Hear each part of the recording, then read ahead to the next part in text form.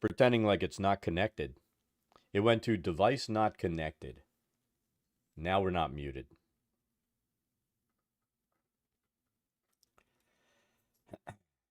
Fortunately, I had closed captioning up, so that helped. But what I was saying was we figured out that we can't translate the walls over if we're going to use the tile method. There's no way to do it. So what we're going to have to do is create this like it's 3 separate levels. Using the tile method, I'd have to go in and redraw the walls, which I don't think I'm going to do. It's just not going to happen. So we're going to go in and finish this up, import it in like we did with some of the older maps where we split it into parts, and then we're going to use multi-level tokens to flip the characters from one scene to another as they move from those scenes. It'll still be seamless. They'll be able to see anything. You can do a map with a transparent background. So this is what a transparent background is in Dungeondraft.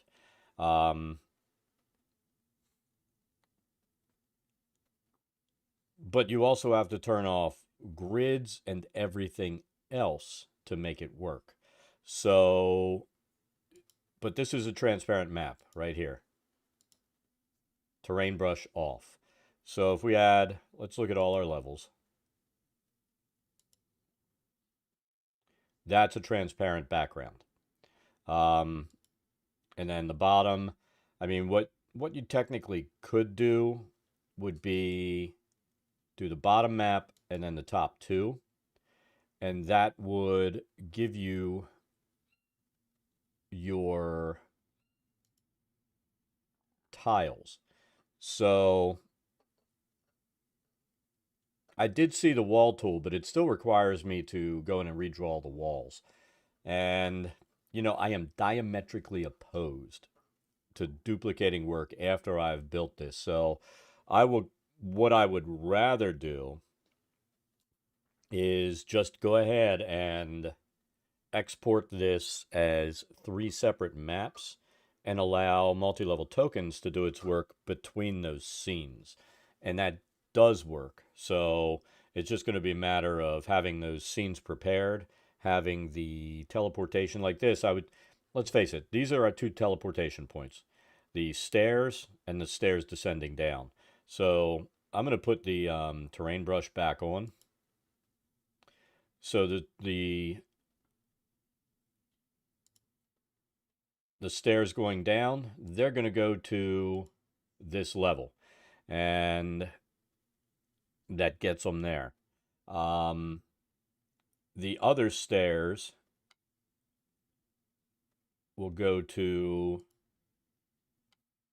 this level, because this is the same part right here that goes above. This is where the stairs going down and all work.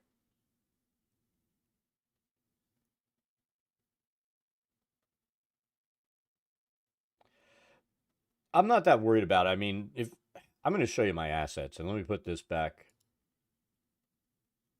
Let me put this back on. The big issue is you need, so any assets that they haven't updated, you're kind of fucked.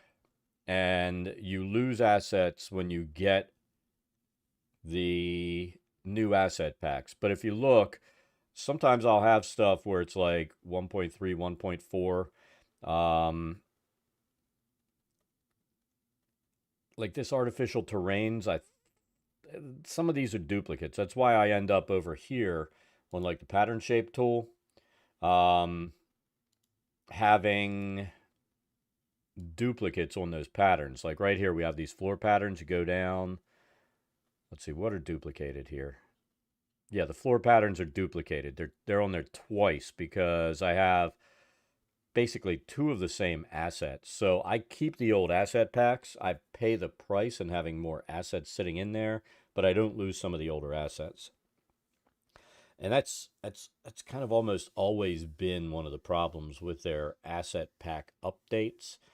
I think I'd want to look at what I'm losing on there before I pull it in. I haven't pulled in any of the new stuff in a couple of months, so I'll have to take a look.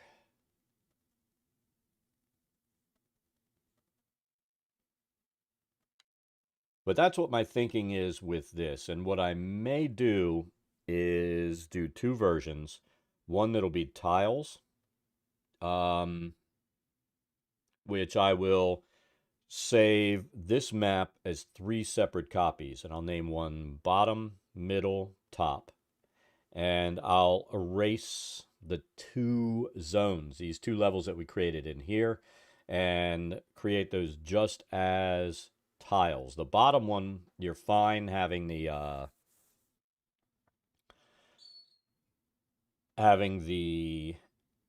fill pattern in there, but the other two you can't have it, and when they get saved, they'll have to be saved gridless.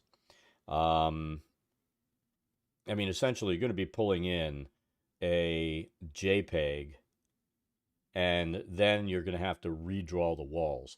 And if you're going to use these maps and you're okay with that, then go for it.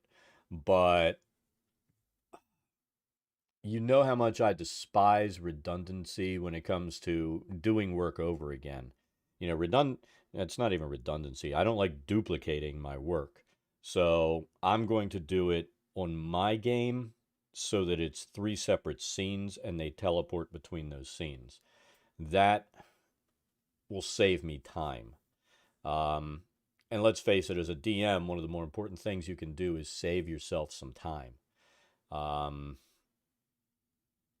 there are other things you could be doing instead of drawing walls. I mean, for a map like this, I have to do it. If you're building out something,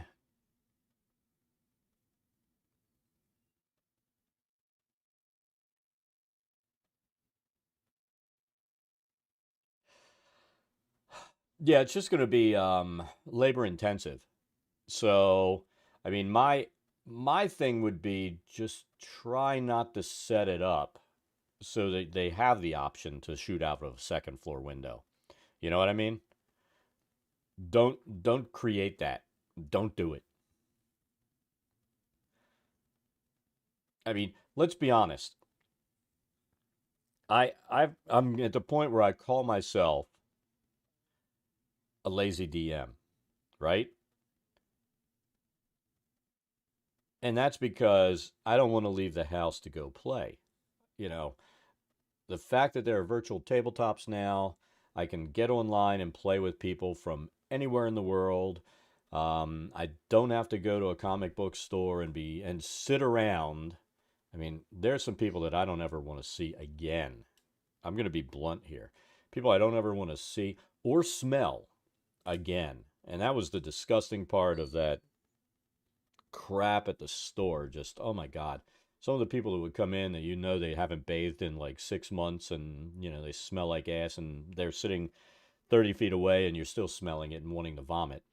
Um, I don't miss the people that don't comprehend personal hygiene and stuff like that. And I don't miss dealing with the perverts who can't sit at a table with any woman, any, it doesn't matter, without acting like a total shitheel. I don't miss it. I don't want to go back. So and I've said before, and I'm not kidding, if I can stay at home and game in which, yeah, I could go out like a hobo in sweatpants and go to the store, but if I can sit home and whatever I want and play games with people and not have to drive 20, 30 minutes in traffic and be aggravated and not have to, because, that makes it so you're tight for time with everything else you're doing, have to buy food and spend 30 bucks, because you're taking the kids with you or more to pick up food on the way. It's just so much stuff. That's where I'm lazy. Obviously, my preparation work, I'm not lazy with between the mapping and everything else. And It's just I don't want to leave the house to play anymore. Ever again.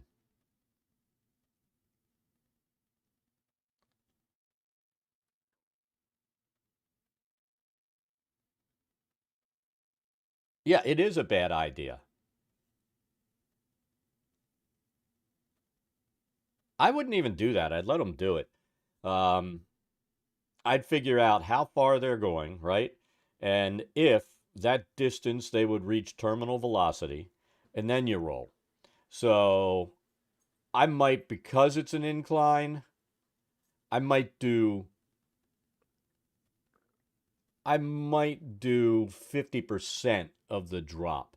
So, you know, maybe 10d6, especially if they're low level. It's enough to kill them anyway, even if you roll all ones.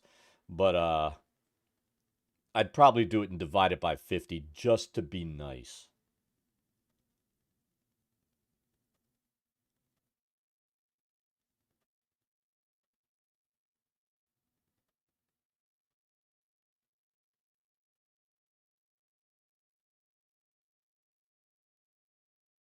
Well, that's why I said I would do it as an estimation because I would take into account friction and stuff like that. So they're not going to reach 192 feet a second, terminal velocity. There's all this kind of stuff that'll keep them from doing what a fall would actually do. So I would take it more like half or three quarters damage. So, 200-foot fall instead 20d6, 10 to 15 d6 of damage, and play it there. And then hopefully they learn their lesson while they're re rolling characters. I am a firm believer in letting them learn by their mistakes, unless those mistakes, are a kid making mistakes that are going to be fatal. And bad parents, I mean, bad parents are the ones that I see. Like, I've known people who do this free range parenting, letting their kids just run from the time they're little and do whatever they want all day long.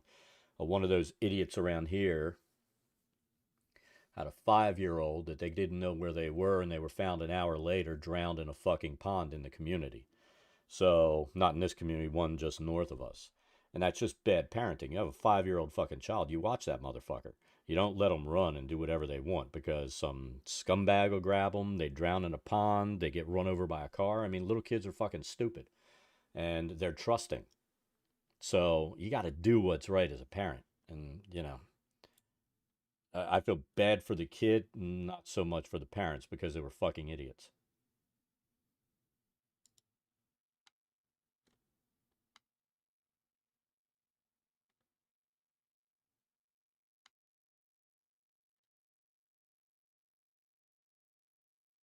And a kid shouldn't have to pay the price for a parent being stupid.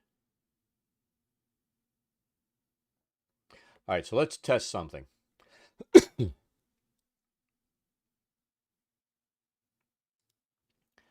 mean, that's one of the arguments I've had with parents over the years. They're like, "Oh, I want to be friends with my kid." No, it's not your job to be your kid's friend. It is not your motherfucking job.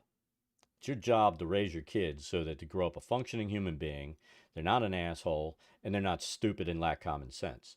Not to be a friend, not to go out drinking with your kid or I had some moron because I'm opposed to like letting my kids smoke pot in the house. I mean, it's banned, and I'm like, if they insist on it, they're old enough they can move the fuck out. And they're like, oh, I can't wait till I can smoke pot with my kids. And I'm like, you're a shit fucking parent. You're not your kid's friend.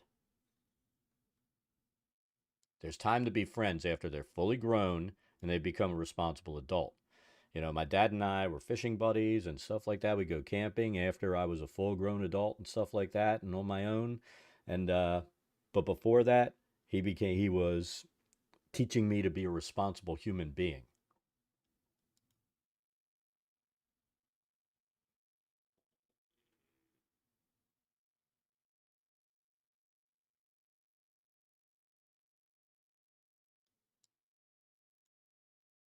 So you want to start using the Bailey Wiki method, where it creates a bunch of tiles and stuff that are interchangeable.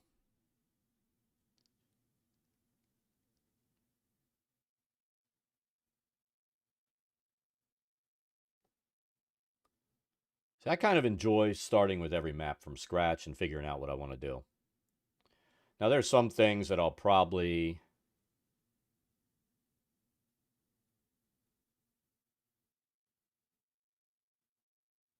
I mean, I have one pre-made that I've built. That's the spider braziers. And I'll probably start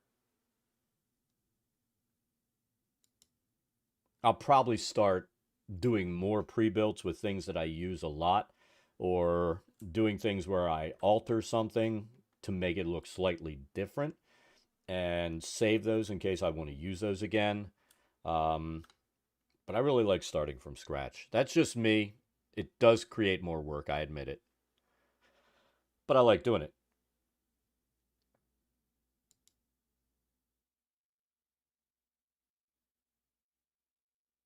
Oh, what am I looking for? D&D Beyond. Oh, and I said I wanted to test something, so let's test this.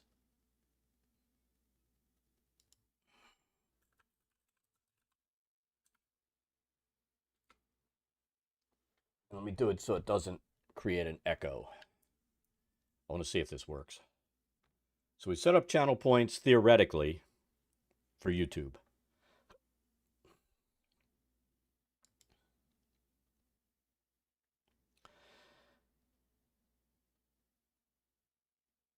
I say theoretically because you're not able to test it offline. So alert box. I'm going to move this up here and let's see if it hits. Test that.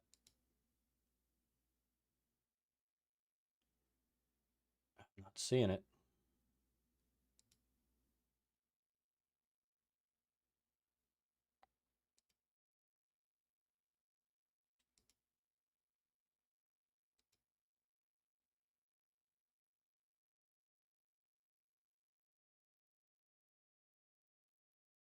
All right. So I think I need to go in here.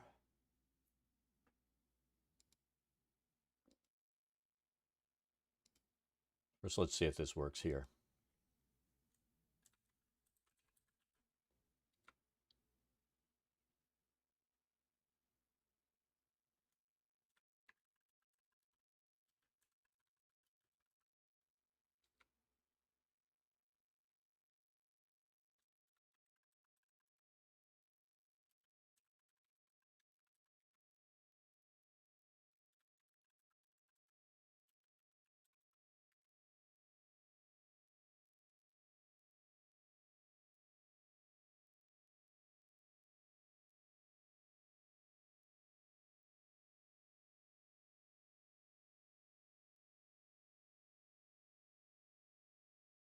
It looks like it'll work because it's saying I have 0 points. So I need to add points to myself. I should have infinite points. Why doesn't that work? I am the streamer. That's going to drive me crazy.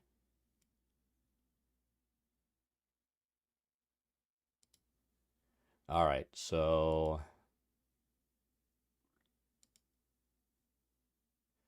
tell you what, let's try.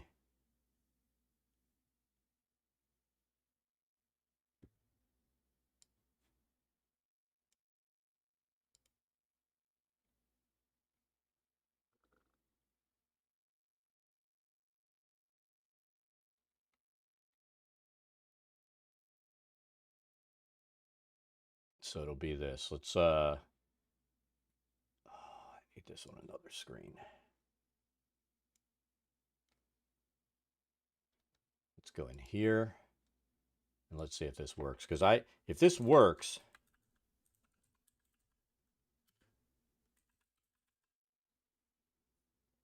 amount.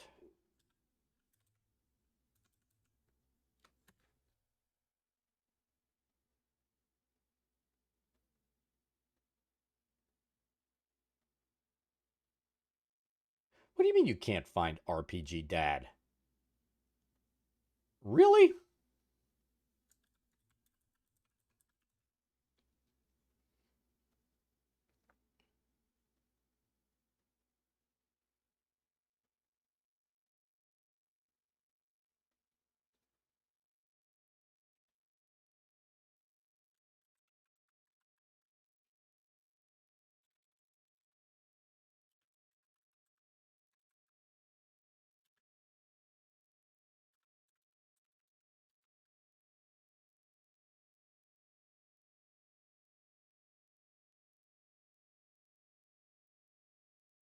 Unable to find.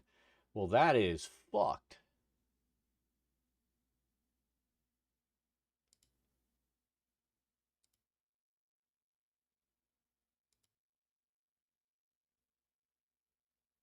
Maybe if I'm watching my own channel. Well, I am watching my own channel. So how does that even work?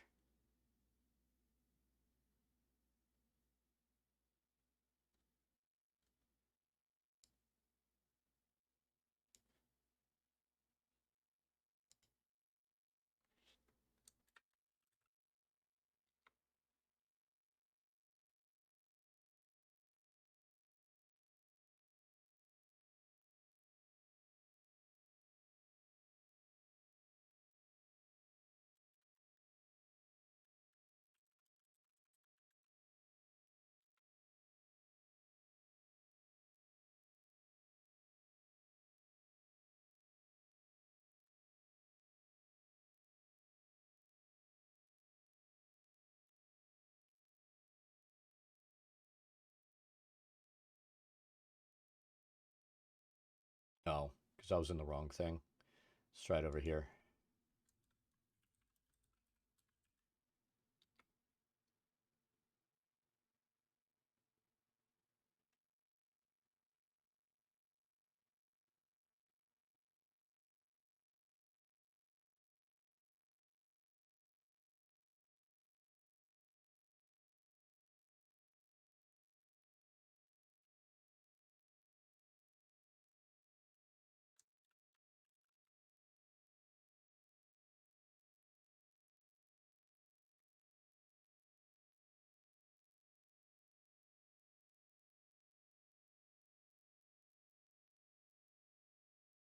Oh well. We're going to have to work on that a little more to figure it out.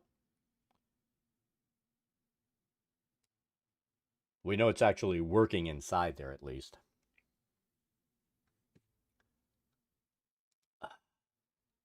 I hate setting up these point systems and stuff. All right, so let's start working on this. Um, do we need level 10, room 28?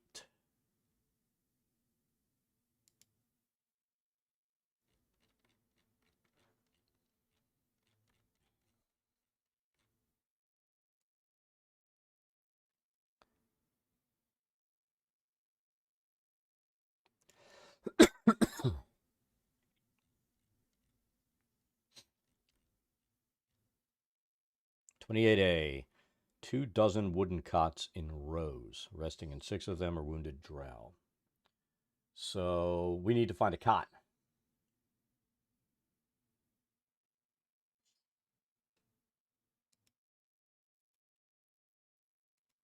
And I think that the cots are under beds.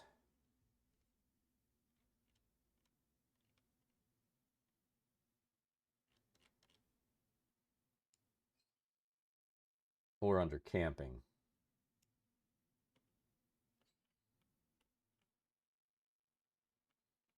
I just remember that we had to look a little when we were doing this before.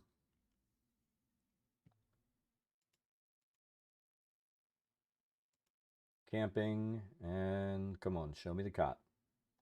You bastard.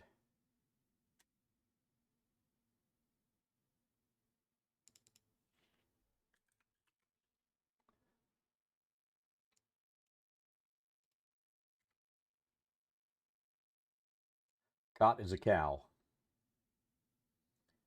That's something that always cracks me up with this. Good old fuzzy logic. Now, bed will probably give me a cot.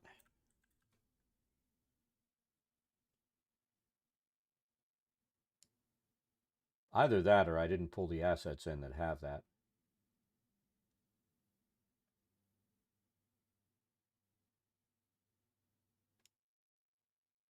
And that would be crazy because I'm pretty sure I brought it all in.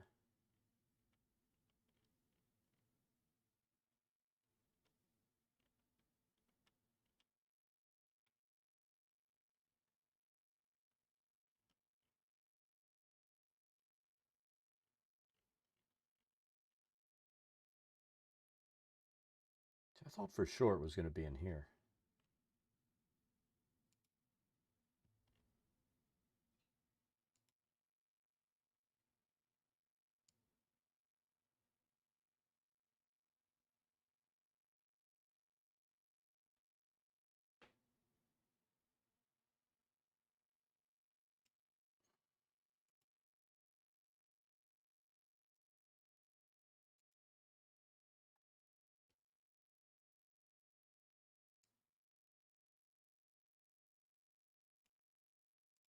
Tell you where it is, if it's in here.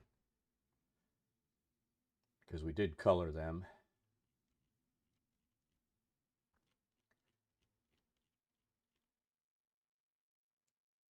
And there's things in here coming in as under colorable that are not colorable.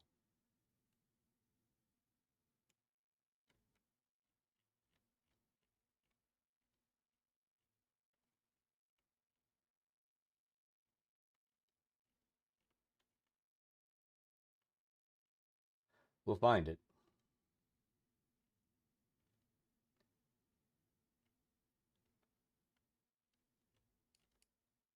There they are. Look.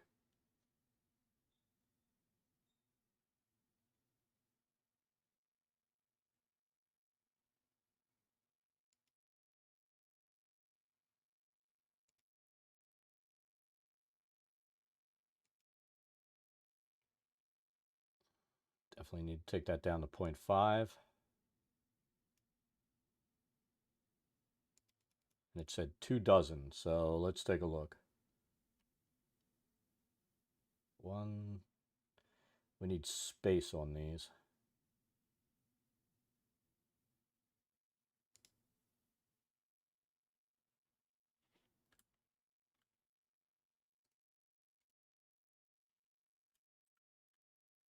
Let's see where it's going to snap if we do that.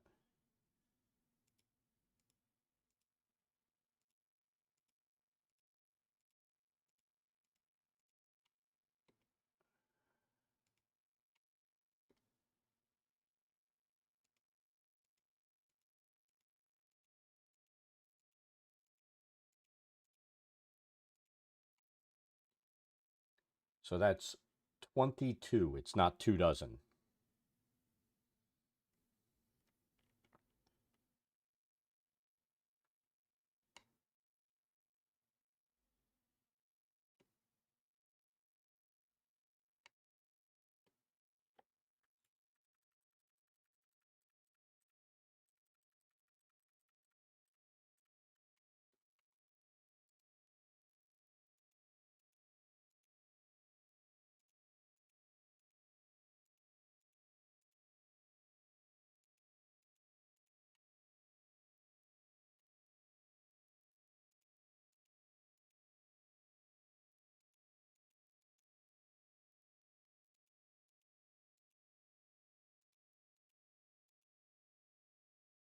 There's 2 dozen. Made it work that way. I think the last time we had it in here pretty sloppy.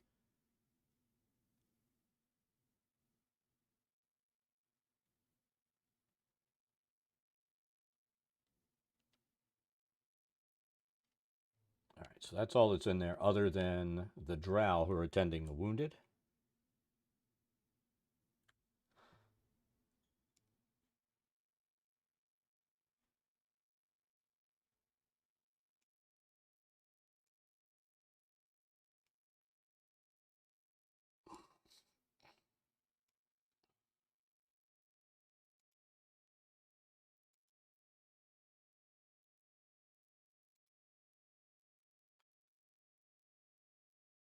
All right. Then 28B is an armory, crate stacked in the middle of the room. 100 crossbows, thousands of bolts.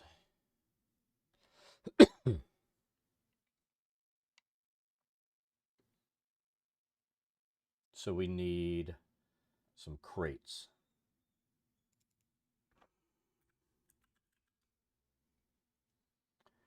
We can use anything for these.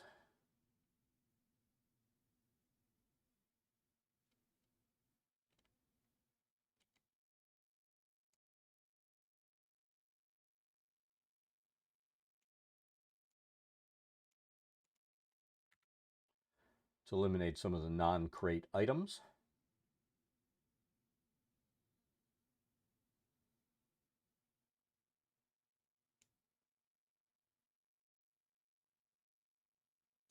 Kind of like these.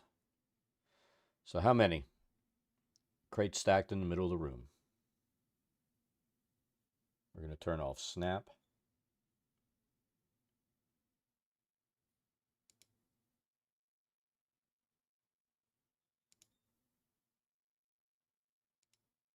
It don't have to be perfect.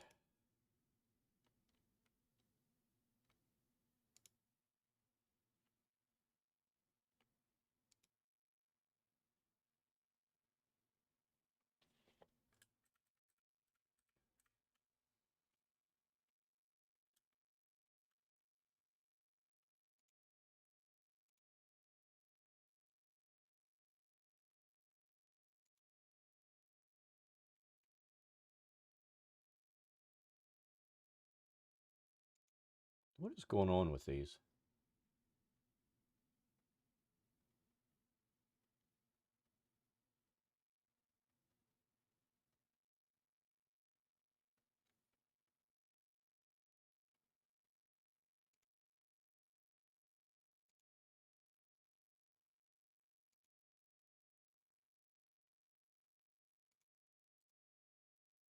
Notice how right now we're able to see through those? I'm wondering why.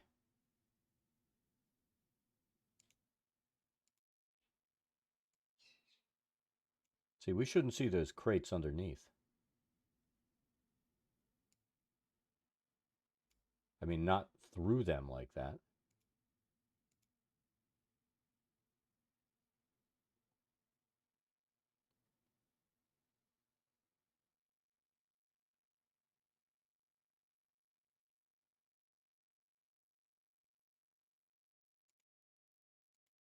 So what's going on there?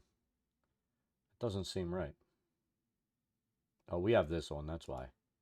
Compare levels. Let's turn that shit off and everything's fine.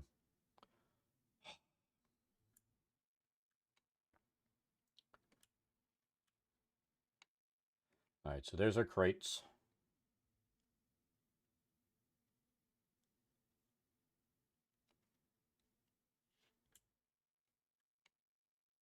$29A. I want to see what 24 shows, because those are those 24B is the tunnel. There's nothing in there. All right, that's good. They are slimy and wet. Silty and wet. That's fine. 29A.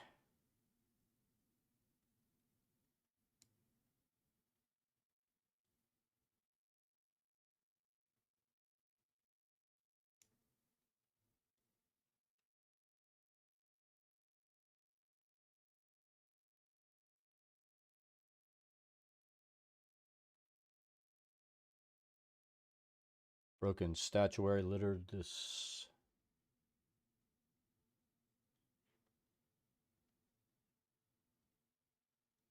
Dust-choked gallery.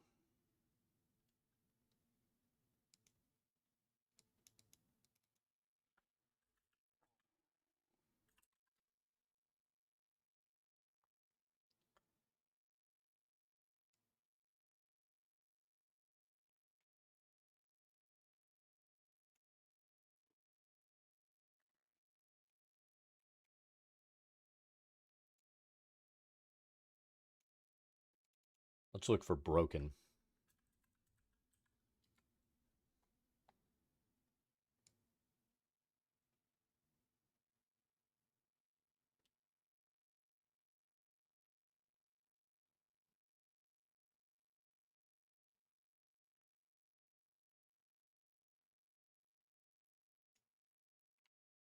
So I think what we'll do,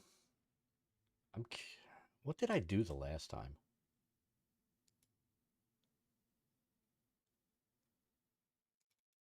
I'm curious.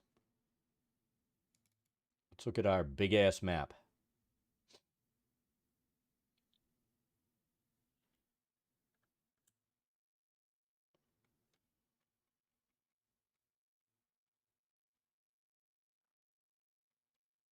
Jesus. There we go. All right, so this is what we did the last time. That's kind of what I was thinking we'd end up doing, is put where the statues would be and then put some rubble on them. I think that sounds like a plan.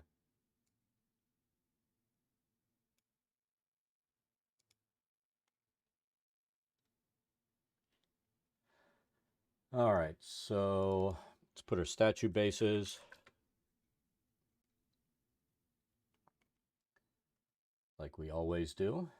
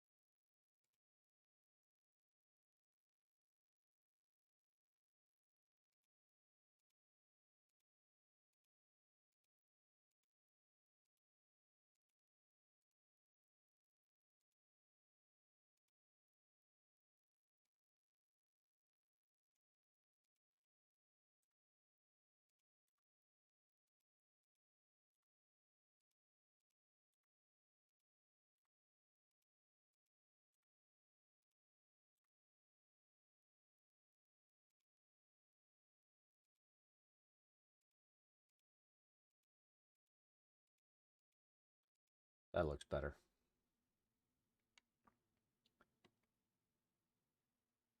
Does it look like they added anything else, or are they just changing their art style?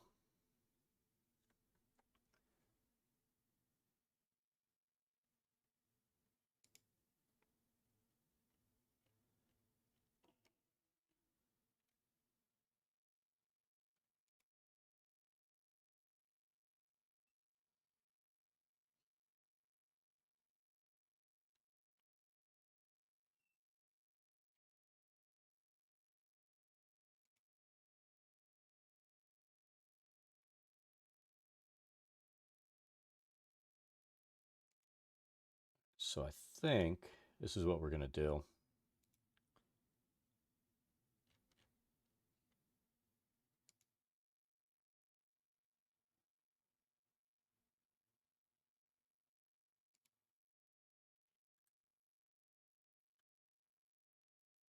Let's turn off the snap. Let's take the size down just a little. Do like that.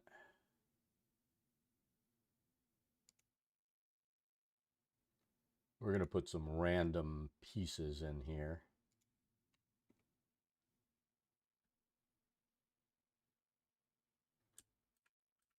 I think I want to scale it down even more to like 0.25.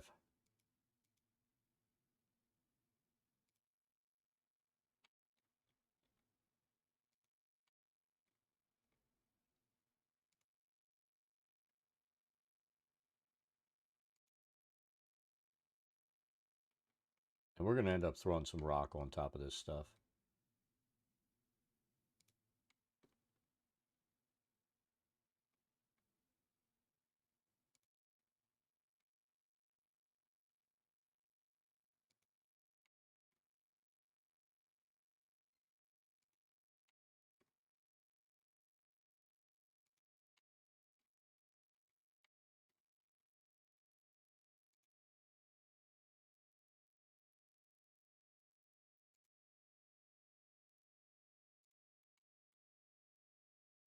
Put some random heads out there.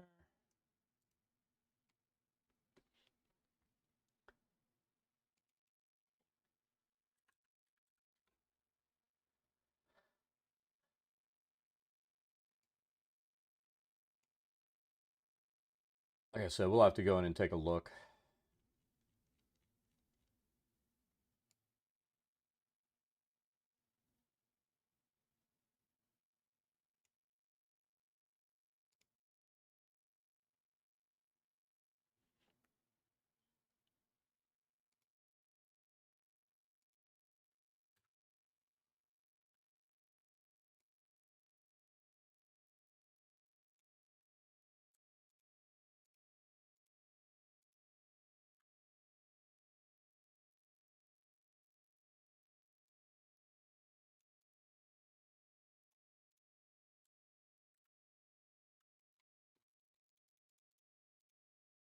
Way too big.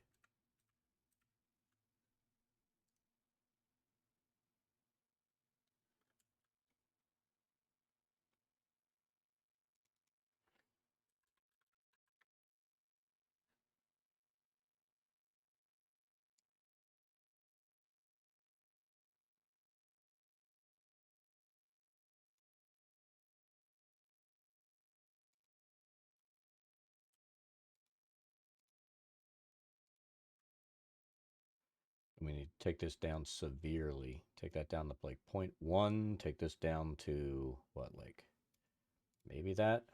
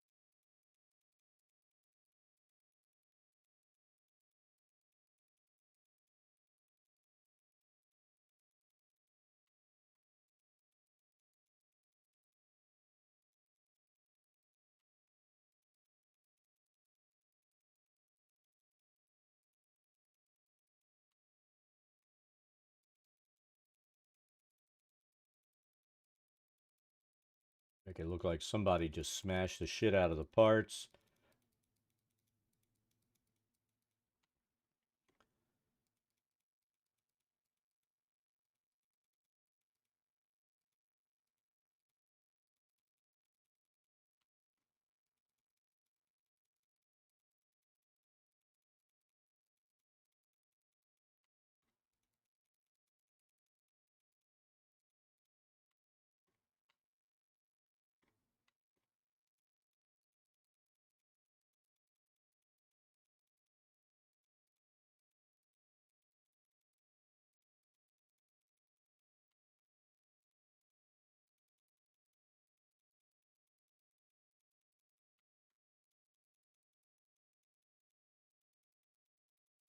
Right where Muiral's been stomping around because he's pissed off that he's a giant, like, scorpion abomination thing now.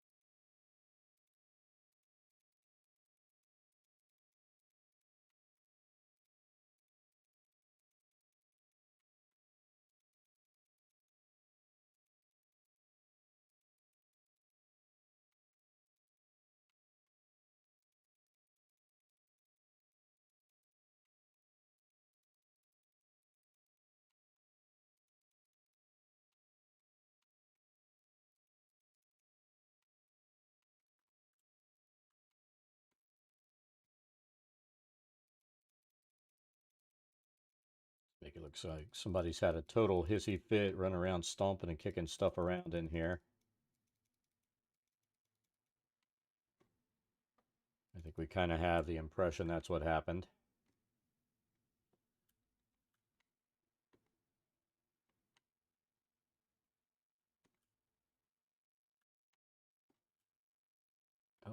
look. Tell me my used pile still has my standard fireplace I'm using.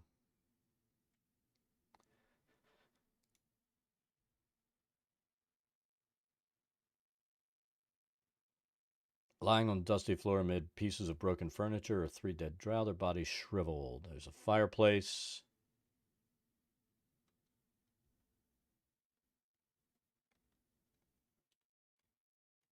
Where's my fireplace?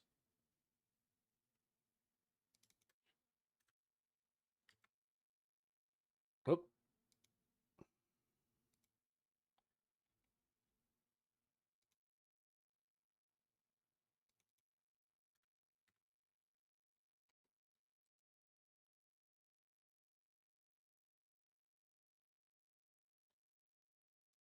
There's our fireplace.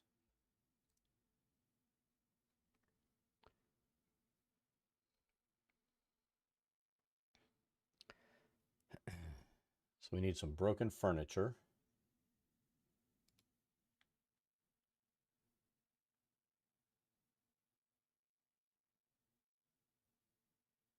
Get this down to like 0.5.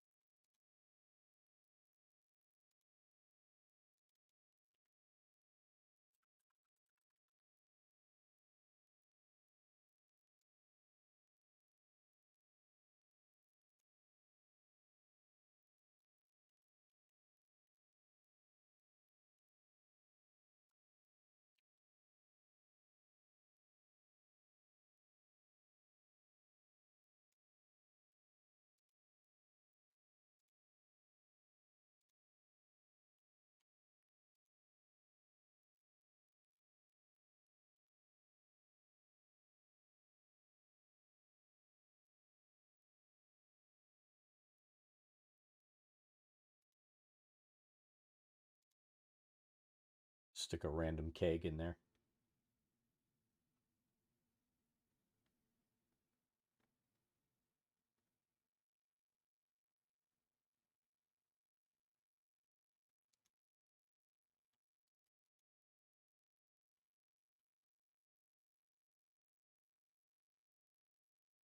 A broken deck chair. That's funny.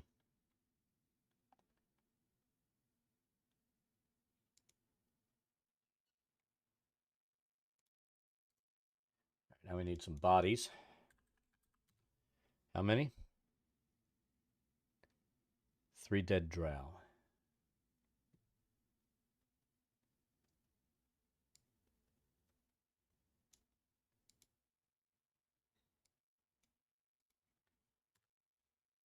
Dead becomes bread. So I was talking to my son this weekend, and you know, he's been playing D&D on Wednesdays, you know, for a long time. And you know, I had taken time off over the years where I wasn't playing D&D. And after a little bit of a break, I guess when he was like 12, you know, he said, I want to play D&D because he'd seen all my books and stuff. He wanted to play. And I'm like, okay. And so now he's gotten to the point where he hates 5th edition, which yeah, I'll be honest. I think I want to get rid of that dead body. I'll be honest. I mean, it's not my favorite system in the world, but he's just gotten to the point where is that?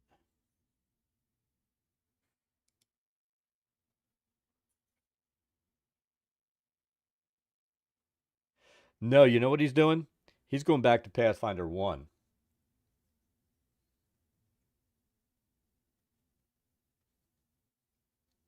And I know why.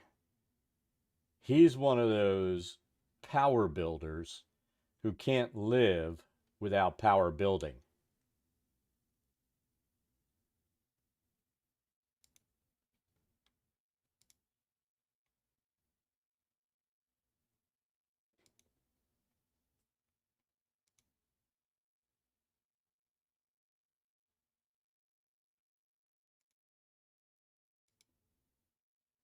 So they're going to start playing Pathfinder on Wednesdays.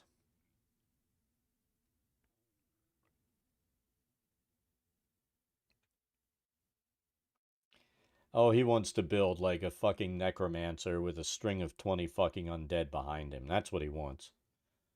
I banned that shit when we were playing Pathfinder 1 because there was one point we came into this room and he had all these undead and none of the players could get into the room.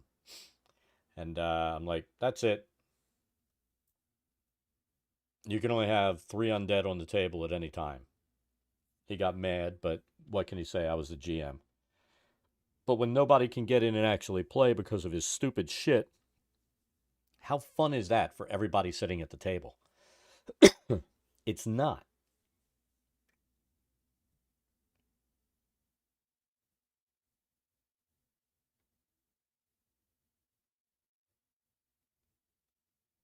Exactly. I mean, there was a while where I banned all necromancers and summoners from my game in Pathfinder. I wouldn't allow them to be built. And I told him, you've got to find something else to do other than run around with undead. That's what I like to do. I'm like, well, nobody likes it when you do it, so pick something else. No one gives a fuck what you like.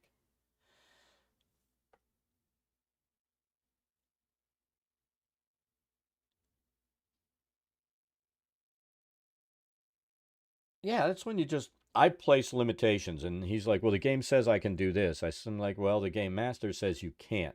So this is the most you can do." Sometimes you have to do it, but with your son, I just took a more hardcore stance and said, "You either live by this rule where I limit how many you can have on the board, or you play something else." And sometimes you have to do that. I mean, I consider that a problem player, somebody who throws, this room would have been filled. How many squares do we have here? 1, 2, 3, 4, 5, 6, 7, 8, 9, 10, 11, 12, 13, 14, 15, 16, 17, 18, 19, 20.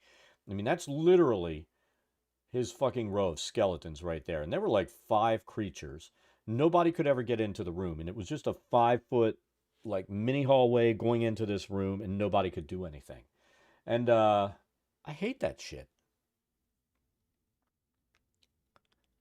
And I've said before, when one person's fun fucks up the fun of everybody else at a table, it's time for that person to change or leave.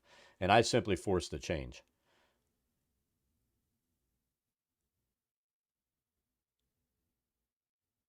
So this is just rubble they have to search, and they'll find a skeleton.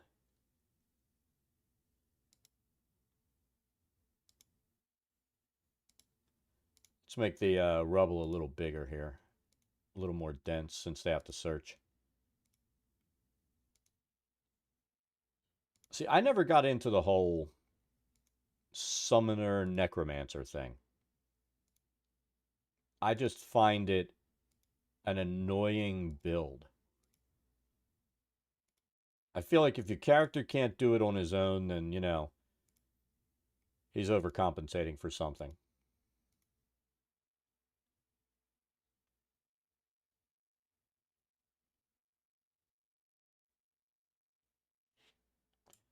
And that's the other thing, with Pathfinder 1, you always had people that wanted to take oh fuck, what was that perk where you could end up with followers? There was a I had like a table of 5 and 4 of them when we started a campaign. Can I use this perk? I'm like, "Why?" And I knew why, but I asked. Yeah, leadership. I fucking hate that. Well, I'm taking leadership because I want to be able to get a minion. And I'm like, so basically, we want to play 2 characters, and you want to inundate the board, just like you've complained about him, with all these motherfucking things. I said leadership is banned. No one can use it.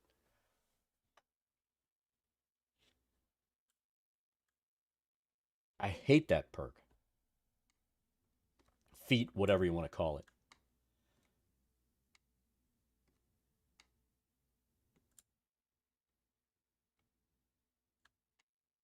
I'm big on banning annoying shit.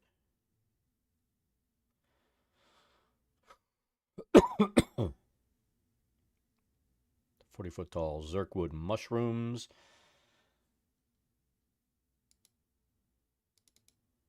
Yeah, the minute I'll always ask people, tell me what you're planning on building, what feat, what chain of feats you plan on going down, and tell me why. Because you don't want to get into a campaign where you get into something that I say, no, you can't use that, and then you've just wasted your entire build. And sometimes you have to do that.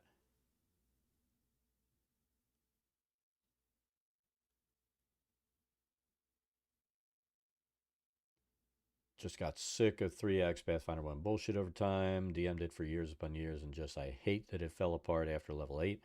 Hated the fractional bonuses. Hated the Cure Light Wounds stick.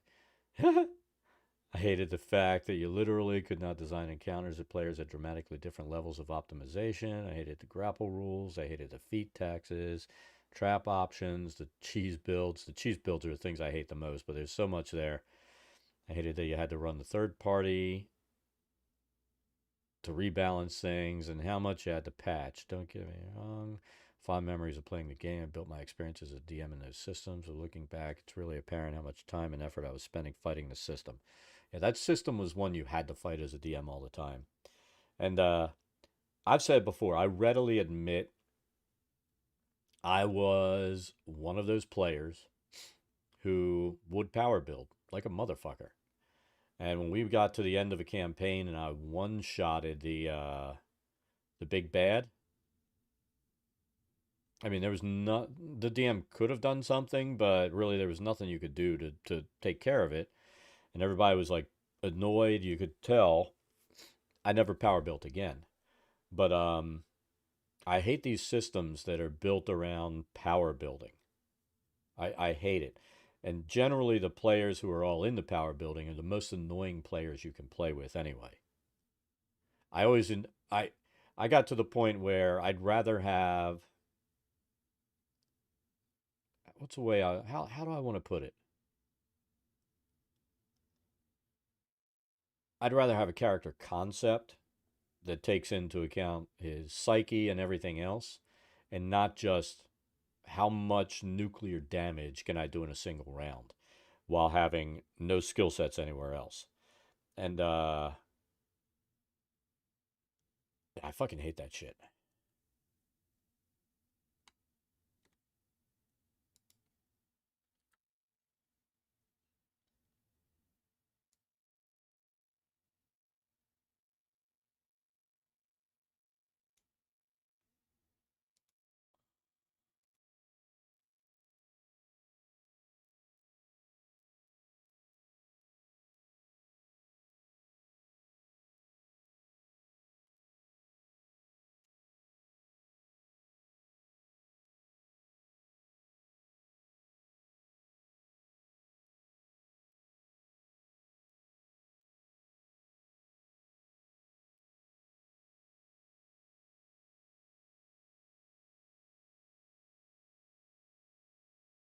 Yeah.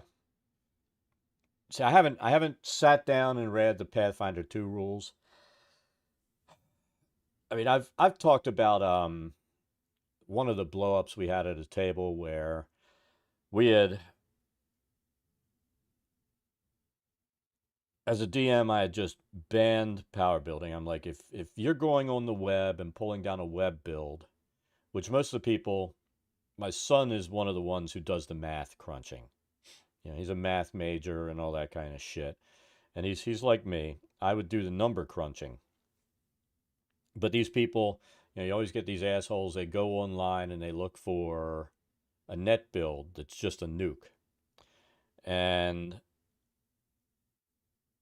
I know the builds when I see them. And this guy started playing. I'm like, I told you can't power build in this fucking campaign. Well, I'm not. I'm like, yeah, I know exactly what you're doing. You get like 4 levels in, you see the same set of fucking feats that you've seen 30 times, and the same shit stacking up, and you're like, that's it. So I flipped to DCC, Dungeon Crawl Classics, and that guy rage quit after like the second time when he realized that he couldn't power build and he just would fucking die.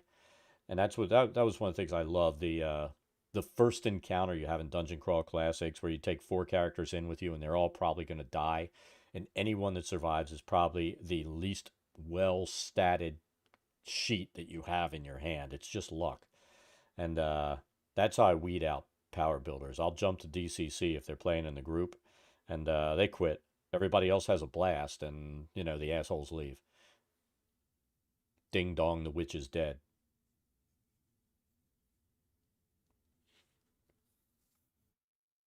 But that became my weed out method.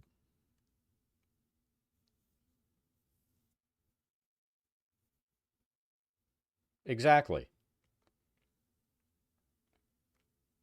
Oh, this isn't. It's like, yeah, and I'm like, and then you sit there and you say, well, this is the feat and what you're going to do going down, and you start listing it off, and they're like, and you see the look on their face. No, it's like, yeah, you're done. You're fucking done.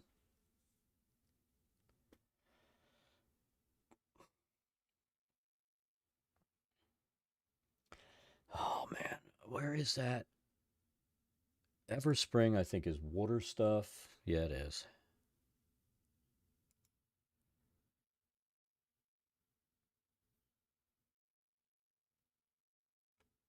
I forget what the last build that I built, and I built it because this guy came back and played with somebody else running, and I built it to fuck with him. I built it so that I could ding darkness down, and then I had the feat to be able to see through that. And I was a ranged character, so I'm shooting into the stuff and fucking able to attack, and he wasn't able to do anything, and I just blocked out the map from him constantly.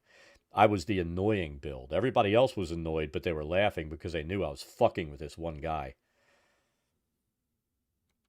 Man, that was so long ago since I played Pathfinder.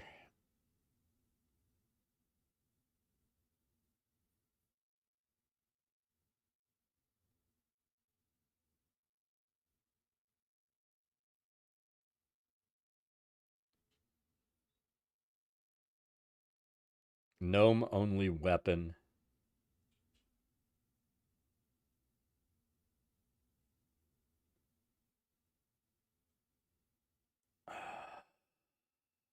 And new players come in and they look like fucking assholes. They're the ones that are going to run it.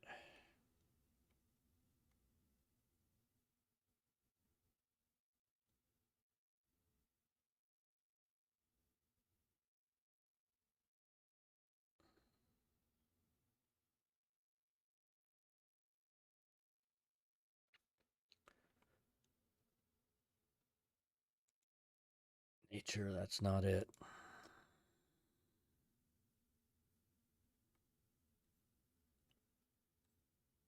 Hey, you watch. I'm going to go up here and click my assets, and I fucking guarantee you I pulled that pack in and it's just not marked properly. Let's see though.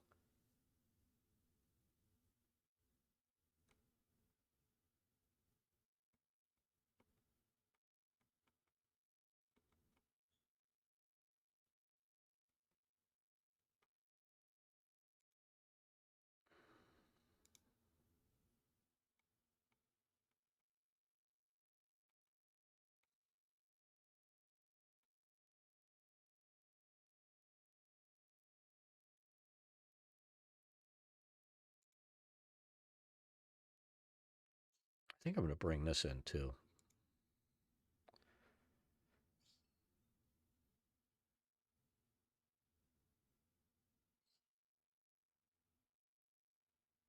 Investigator Elder Charger.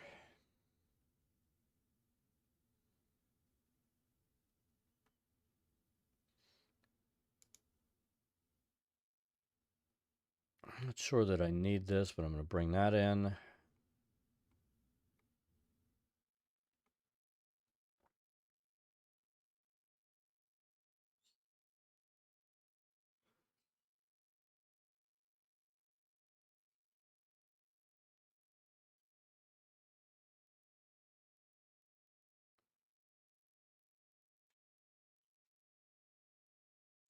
Or attacks and you did nothing of value.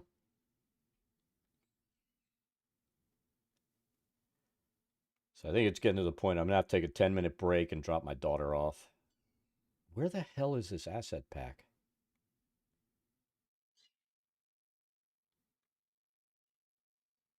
Trees, ruins, Underdark fungi. There it is.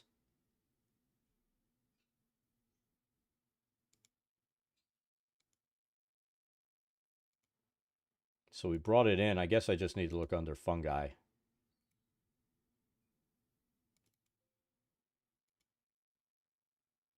This is where I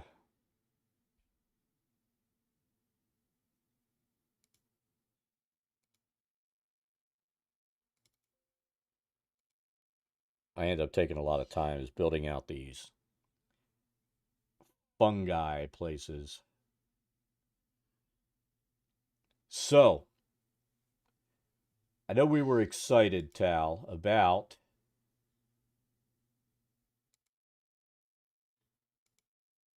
this stuff doing line of sight. I don't know if he's still in here, but what I found is, like with trees, it blocks line of sight the entire. Like here's the tree. If it would be this big, you know, your trunk is going to be like this. You know, trees like this, trunks like this. The line of sight blocked is the entire tree. That's not a thing. You know, the leaves and stuff up there don't block you seeing straight ahead. So that's problematic. I think we're still going to have to go in, unless those assets can be built where there's something in there in the center that it can pick up instead of picking up the foliage up top. Blocking line of sight on objects is not going to work.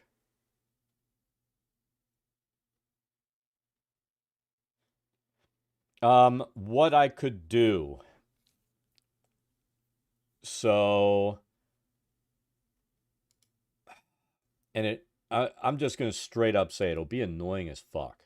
But this is what you could do. You could do this, and let's see.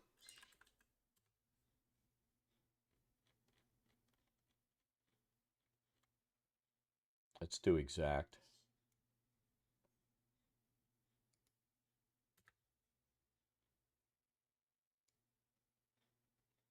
And you've watched me enough that you'll know why I'm going to say this will be annoying.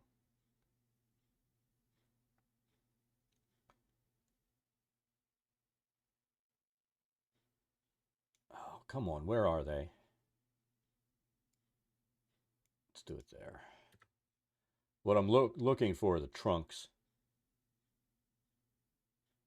And I don't want to use the ugly ones, even though you won't see them.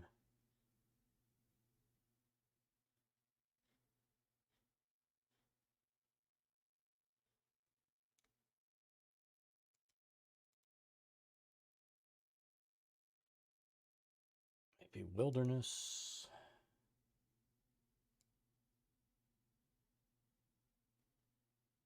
There we go. So what we could do is this. So turn on block light. And then we would place this here. Let's shrink it down just a little bit. I don't know, 40-foot Zerkwood. Yeah, that's probably about right. So let's place these where those would be. So we'll be like 1, 2.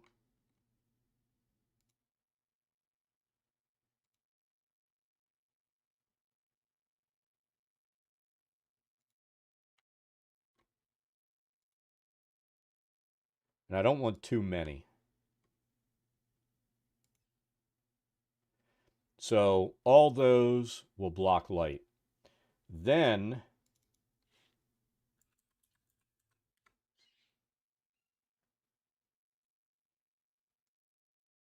we'll come in and find, put 80 in there. Nobody will ever see anything. How are you doing, Ash? Then, how big can I get this? We'll put this over, right?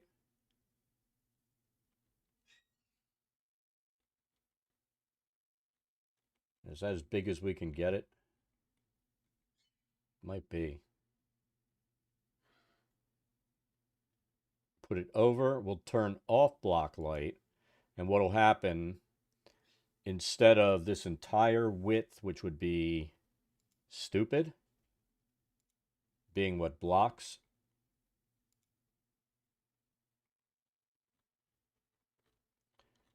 it'll just be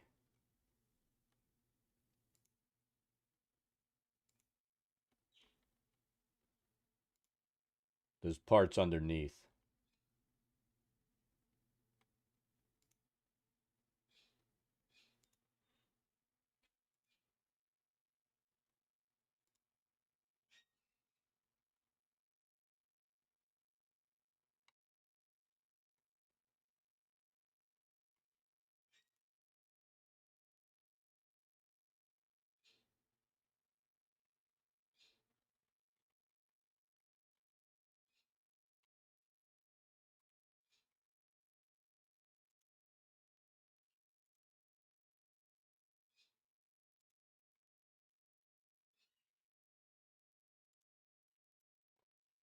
So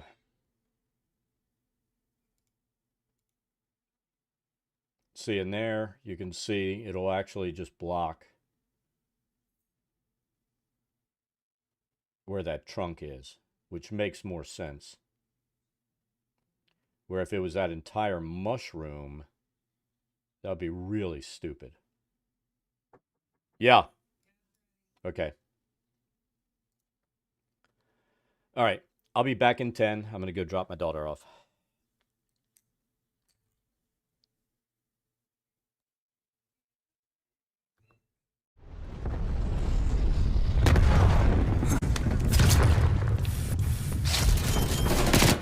Ah, it was worth it.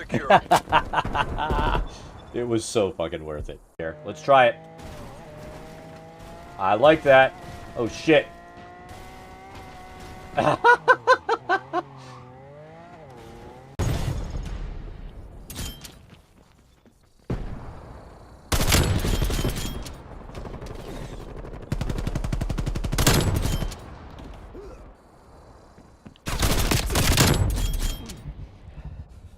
Spy plane available for tasking. Spy plane is never overhead. Die!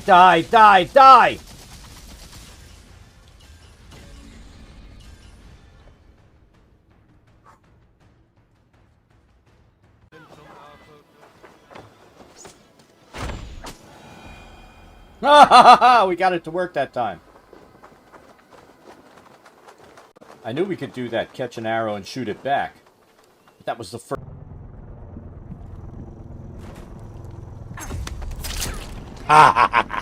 We're full ahead. How'd you fucking feel?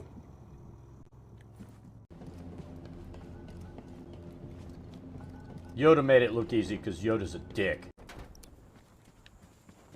Enemy spy plane.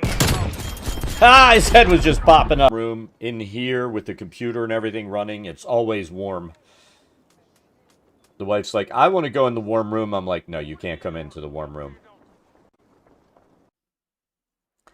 You know, it's one of my rules. Anyone rude gets killed in a game. And he was rude. What's going on here? And it's funny because that's been the Mercer effect has been a nightmare for Megs. Let's see. Look, I don't even have to move it much. There's Thor. He's actually sitting up. That's all the excitement you get. Oh! How did we not get messed up there? How did that even happen? Generally, I'm going to say no. Dad is not good at this game.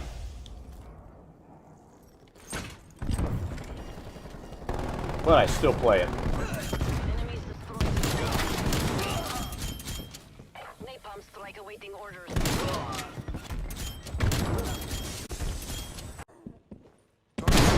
Hostile spy plane is still overhead.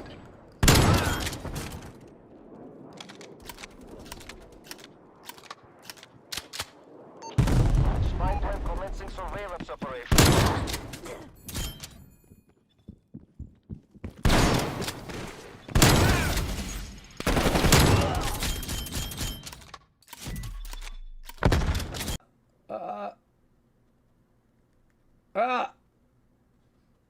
Like I said, you gotta tickle the spot.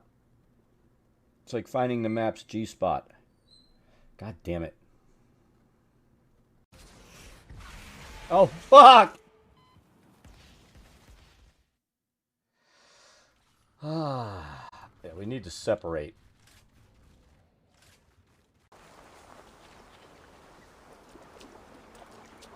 I've always thought channel. Hold on. You're mine! Oh! Ah. That's it. Die! God's justice away!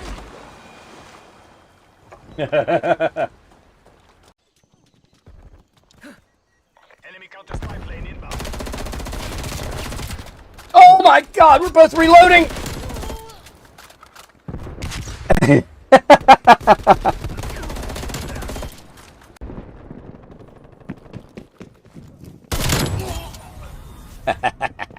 Counter-strike deployment.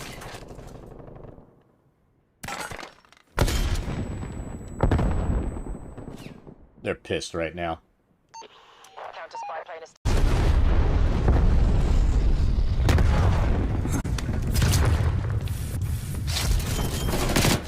Ah, it was worth Hardpoint is it. secure. It was so fucking worth it. Here, let's try it. I like that. Oh shit.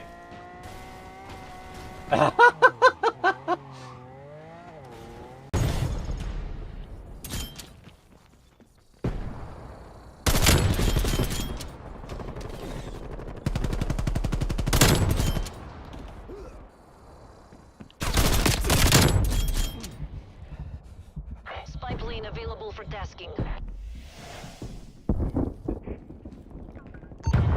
Spy plane is standing overhead. Die, die, die, die, die!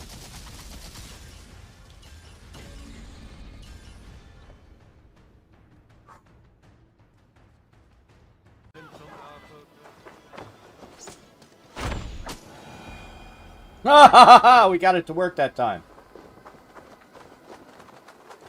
I knew we could do that, catch an arrow and shoot it back. But that was the first.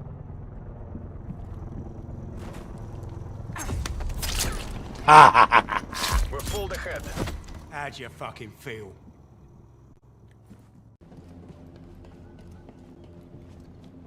Yoda made it look easy because Yoda's a dick. Enemy spy plane inbound.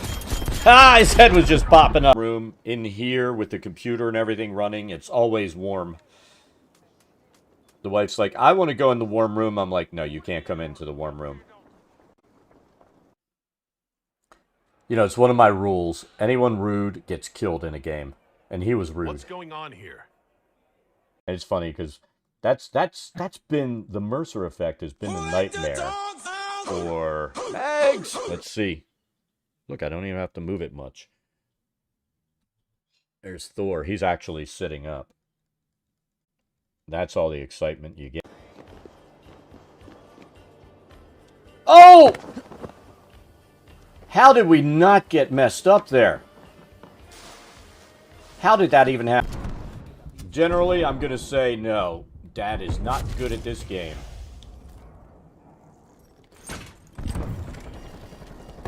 But I still play it. Enemies destroyed.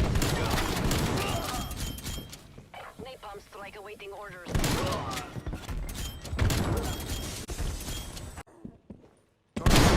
Hostile spy plane is standing overhead.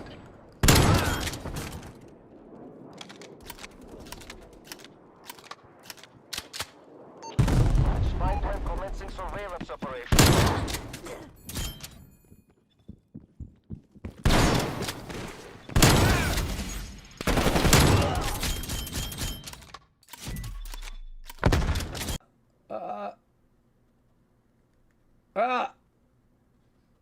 Like I said, you gotta tickle the spot. It's like finding the map's G-spot. God damn it. Oh, fuck!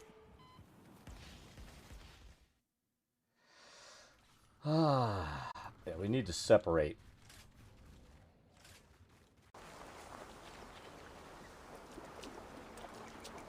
I've always thought channel. Hold on. You're mine. Oh! Ah. Bastards.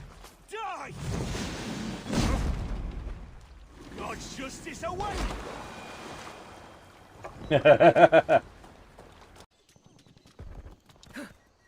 Enemy counter spy plane inbound. Oh my god, we're both reloading! Counter-strike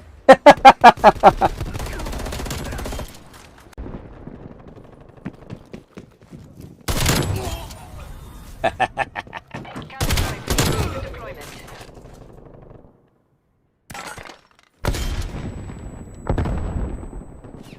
They're pissed right now. Counter spy plane is.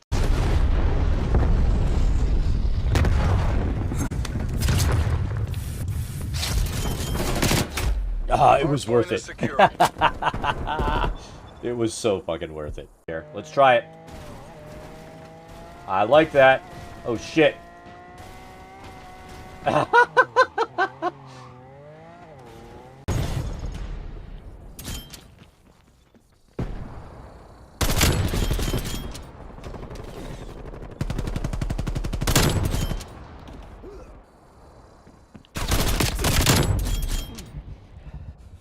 Spy plane available for tasking.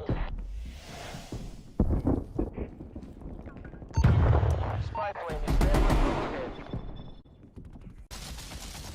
Die, die, die, die, die!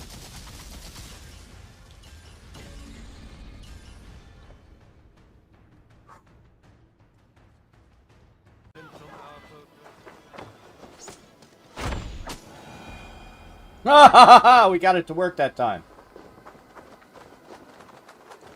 I knew we could do that, catch an arrow and shoot it back. But that was the first.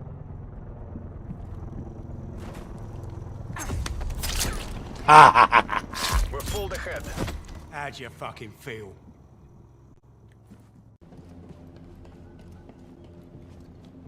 Yoda made it look easy because Yoda's a dick. Enemy spy plane inbound. Ah, his head was just popping up. Room in here with the computer and everything running, it's always warm. The wife's like, I want to go in the warm room. I'm like, no, you can't come into the warm room. You know, it's one of my rules. Anyone rude gets killed in a game. And he was rude. What's going on here? And it's funny because that's been the Mercer effect has been a nightmare for eggs. Let's see. Look, I don't even have to move it much. There's Thor. He's actually sitting up. That's all the excitement you get. Oh! How did we not get messed up there? How did that even happen? Generally, I'm going to say no. Dad is not good at this game.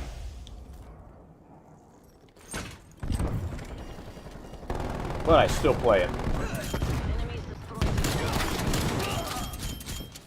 Napalm strike awaiting orders.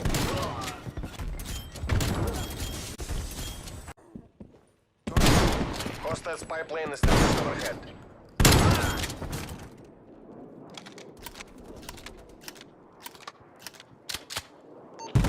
Spy plane commencing surveillance operation.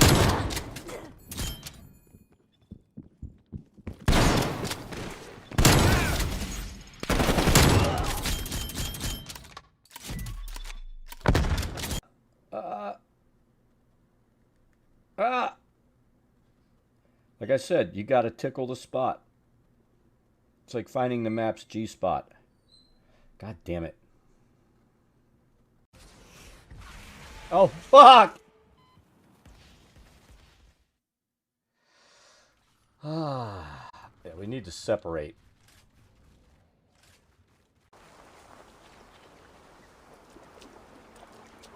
I've always thought channel.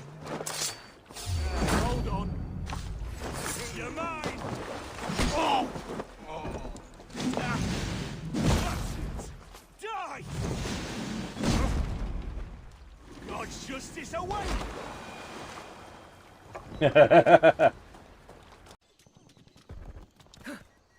Enemy counter spy plane inbound. my god, we're both reloading!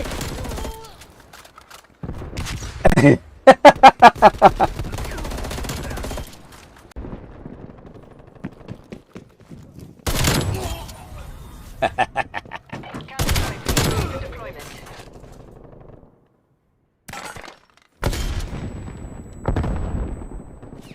They're pissed right now. Counter spy plane is.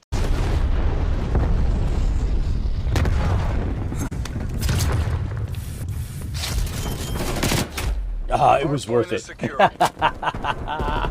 It was so fucking worth it. Here, let's try it. I like that. Oh shit.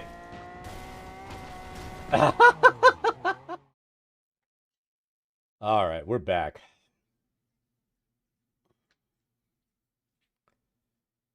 So, little disappointed we didn't get the points working yet, but I'm sure it'll be fine. I'll figure it out tonight. There are like 3 or 4 tabs in there to get it working right. I just have to figure which one I didn't configure properly. So, there we go. We've got the line of sight better than it would have been.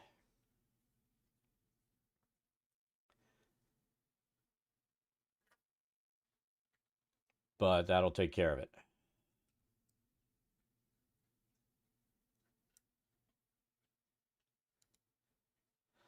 All right.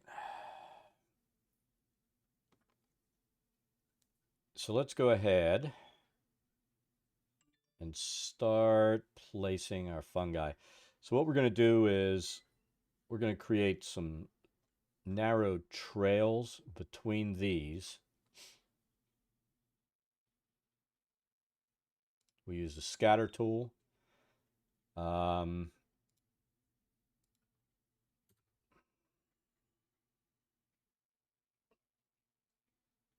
think what I'm going to lean on for this is going to be, let's start off with, I think we're going to start with the jungle plants.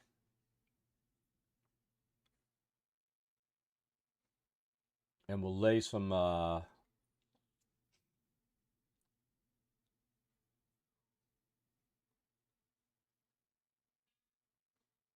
are palms, we don't want that. Ferns. I think we want to go with some ferns.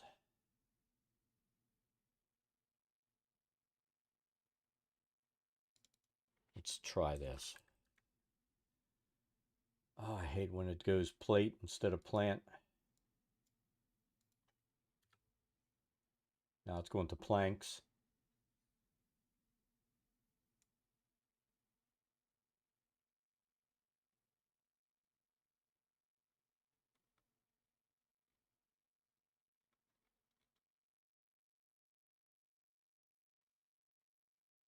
We're gonna get colorful.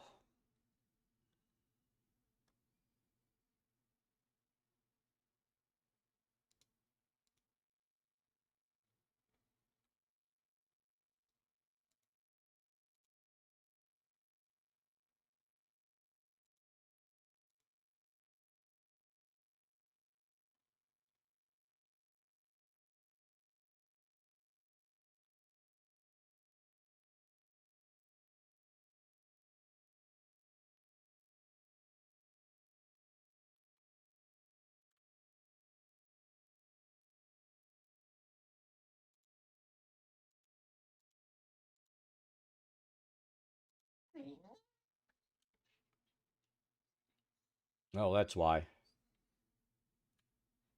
Fuck.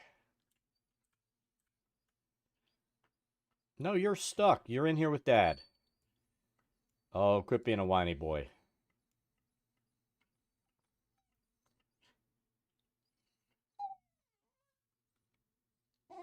What? Really? We're doing that. You got your stuff. Lay down, buddy. Yeah. He's being very needy.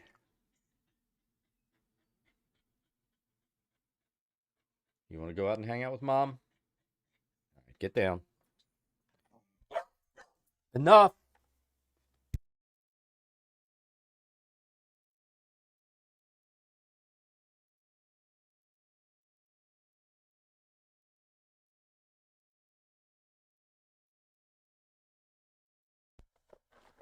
He's being needy. Needy boy. He is a needy boy. What are you going to do?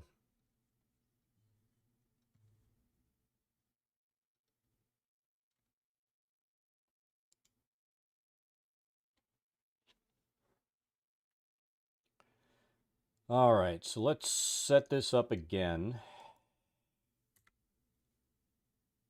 Let's go a little farther out and get rid of the planks, maybe.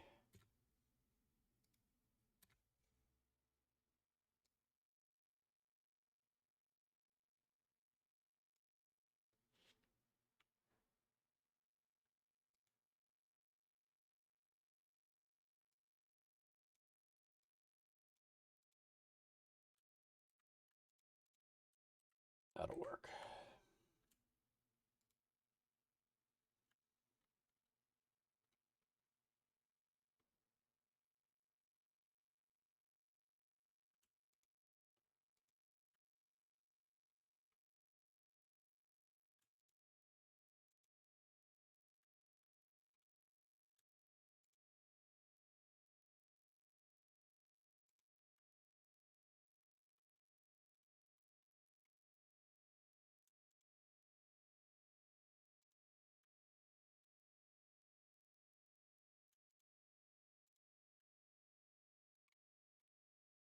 All right, so we're going to put that as under. That way we can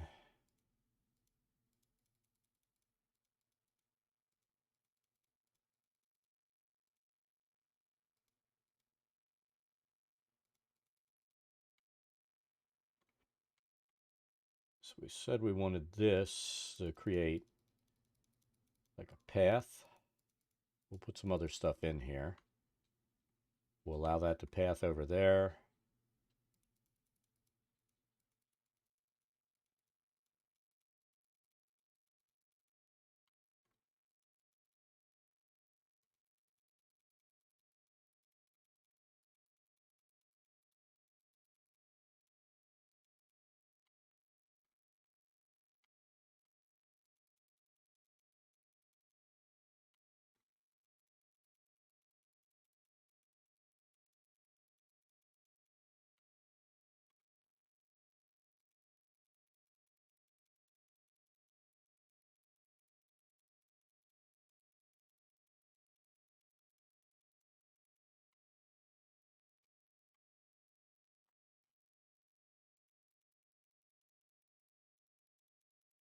We're just laying down like an outline, what we want covered.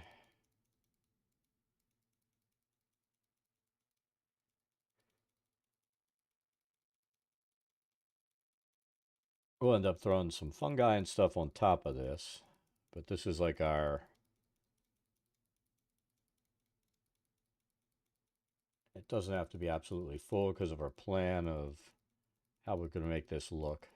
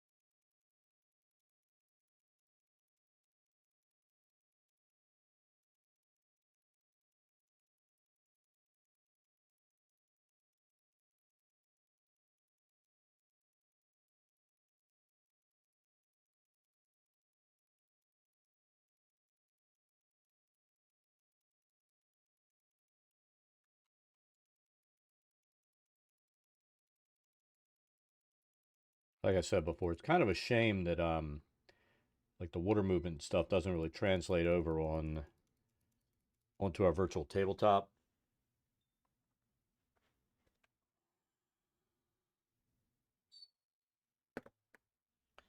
I mean, for that you'd need to use.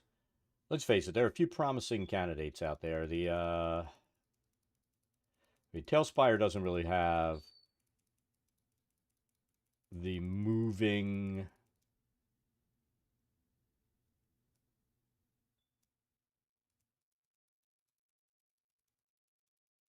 parts that something like what the hell's that other game? It's not a game, it's another mapping software.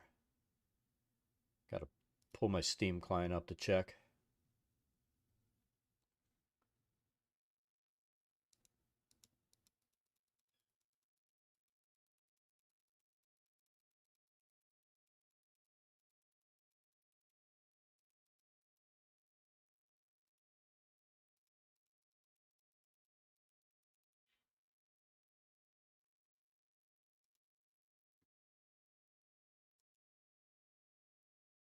Wild Shape. That's another kind of mapping program. It's $20, I think. It's pretty cool.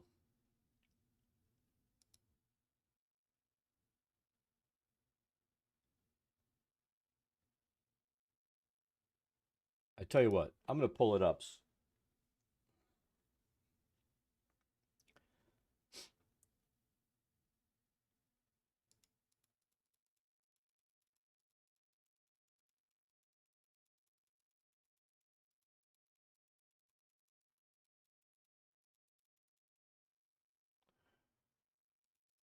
Shoot.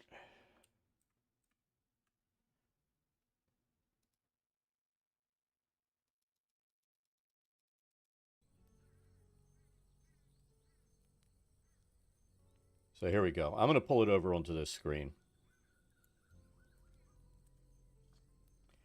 That's what your map would look like in Wild Shape. With the trees moving, all that kind of stuff. You can have the background sounds. I've messed with it a little bit. My only thing is, I mean, I don't know. I'm not sure that there are any ways to integrate your game in and rolling and stuff like that. I didn't look at it that heavily, but it's kind of cool because like from overhead you can have birds flying, the clouds moving. Um, it's really like a step up on the realism scale.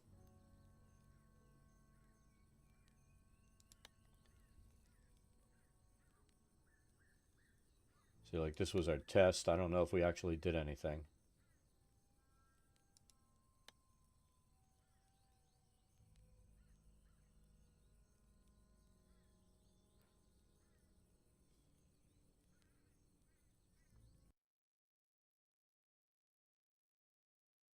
No, we didn't. So this is I think this was just a randomized map that I let it create.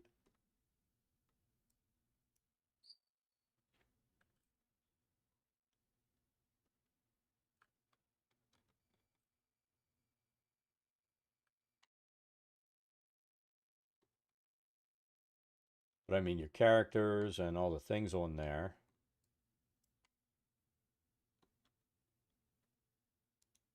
look pretty cool.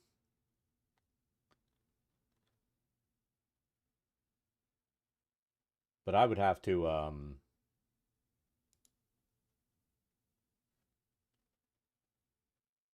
really mess with it.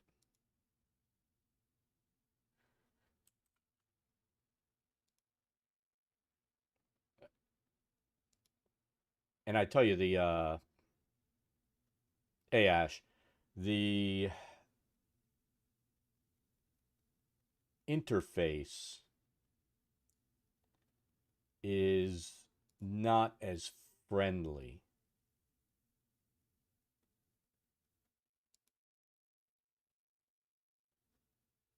So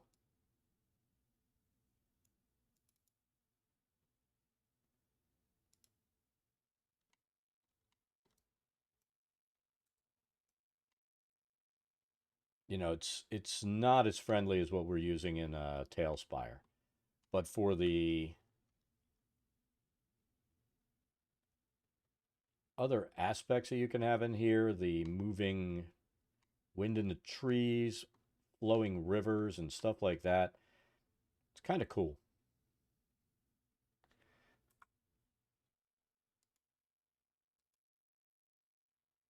But this is I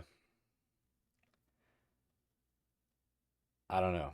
We really want to call it beta. It's really not mature yet.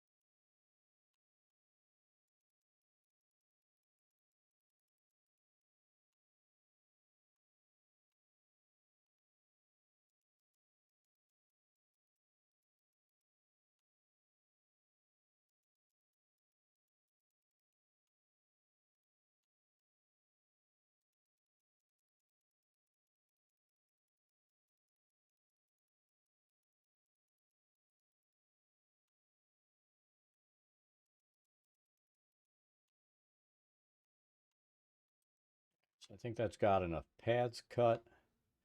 I'll start laying down some other stuff.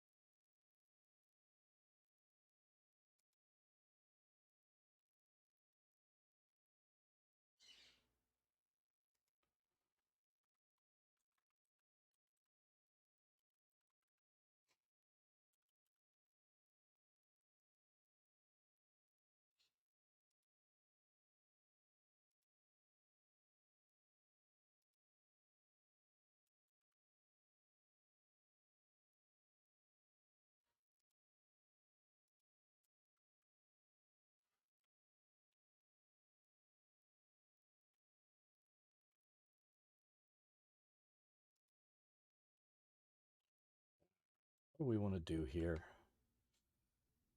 These are the sections I really am never happy rebuilding.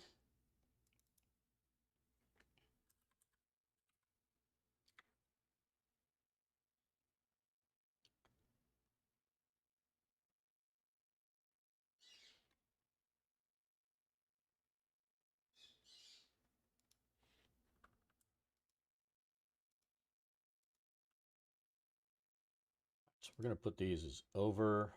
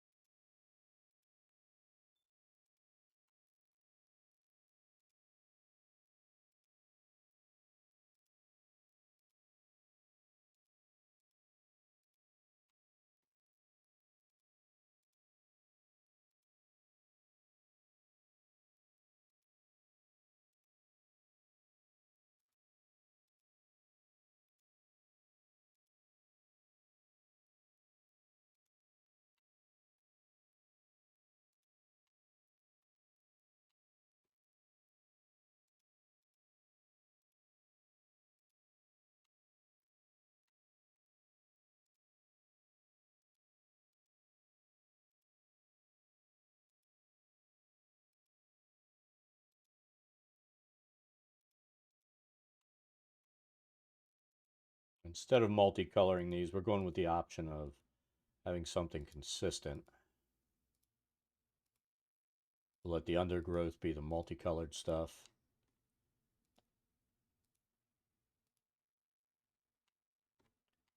And perhaps some of the larger mushrooms and stuff that we'll place.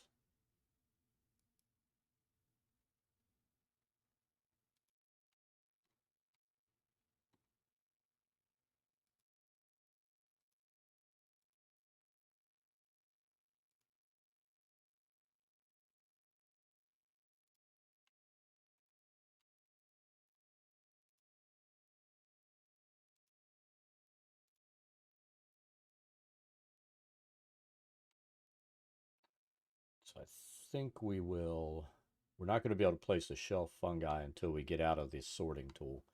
So let's get all the other stuff down that we want. So like that, that, and that.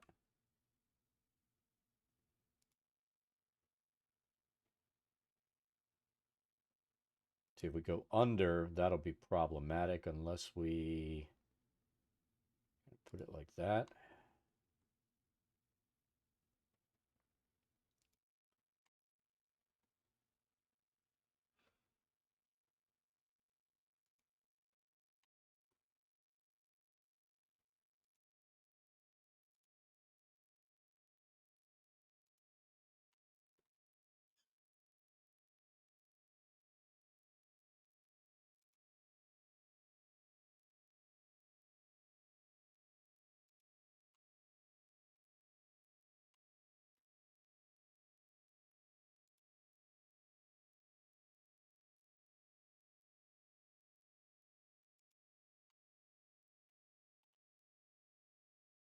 Oh, but before I left, I was talking about my son and Pathfinder. So now their Wednesday group is going to flip to Pathfinder from 5e. Probably his doing. Like, oh, you can really customize your character. You can make it different all the time. Well, if it was different all the time, you wouldn't fucking run a necromancer every time. But, you know, he decided. It's funny because he was over Saturday, right? And he's looking through my bookshelf of Pathfinder books. So I'm like, what are you doing? I think we're going to switch over to Pathfinder on Wednesdays. I'm like, okay. I said, you got your player's handbook and stuff, right? He's like, yeah. So I'm looking for an adventure. And I go, okay, just let me know what you plan to run and I'll get you a copy. And he's like, you mean I can't use yours? I'm like, no, you can't. Stays on my bookshelf. If you want to run Pathfinder, that's fine. But my books stay where they belong.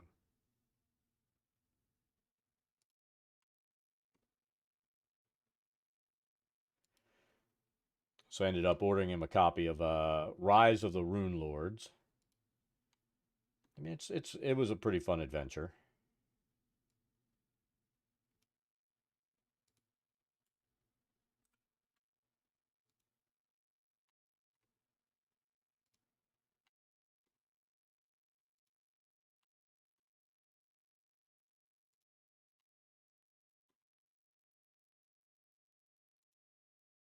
I mean, we all died at the end of it, but we met the victory condition where the guy couldn't get out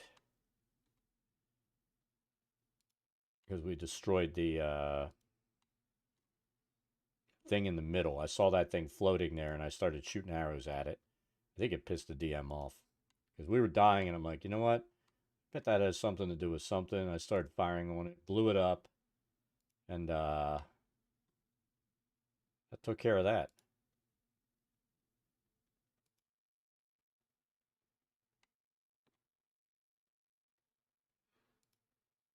Come on.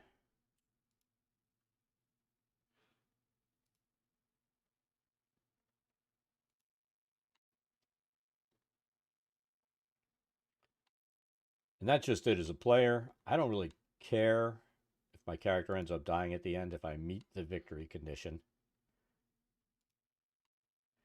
You know, we eliminate that big bad evil guy or lock him someplace where he can never get out. I'm fine with that. I've never really played with that many players that are okay with just meeting a victory condition, even if it means you die.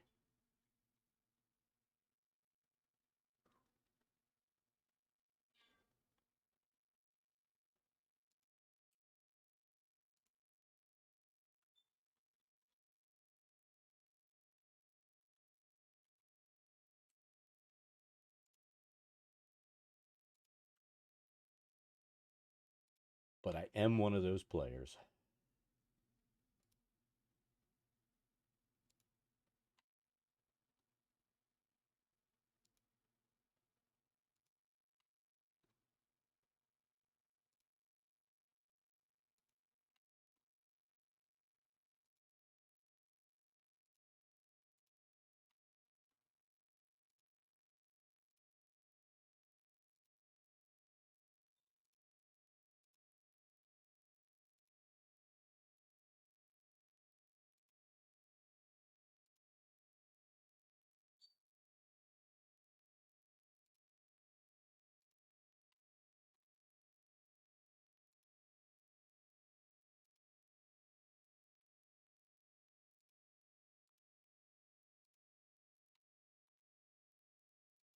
But I ordered Rise for him and got it through Amazon.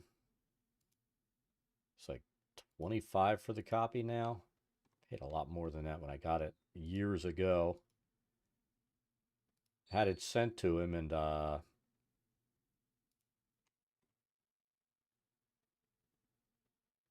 get a delivery notification. I'm like, "Oh, I got delivery notification. Did you get it?" He says, walks down. He's like, "Oh, it's not at my door." And he lives in an apartment where, when you get deliveries, the apartment complex has, I guess, a package drop box or some crap like that. So he's supposed to get a code to go in and get to be able to open that specific lockbox. And I think I got the delivery notification at like 2 in the afternoon, and he didn't get the code until like 10:30 last night. I was just like, that's fucking stupid. And he didn't tell me until this morning when I'm like, I'm getting ready to go in and reorder it for you and have it sent here so you can drive your ass up here and get it. And it's like, no, we got it last night at 10:30. I'm like, you could have fucking texted me.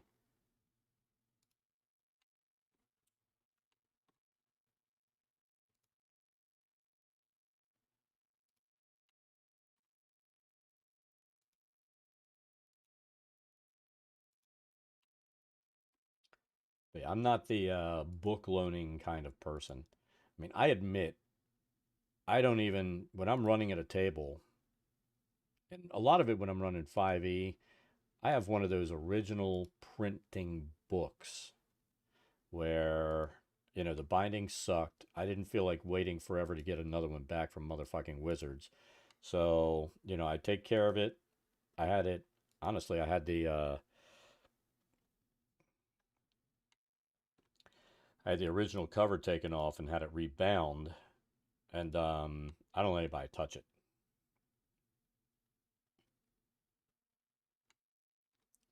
I figure I'm the DM doesn't mean I'm the lending library.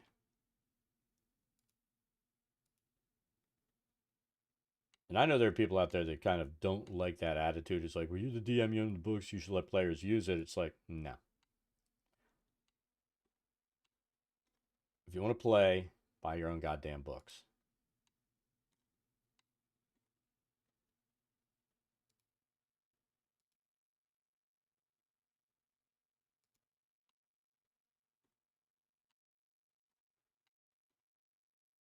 And I always go back on, when we first started,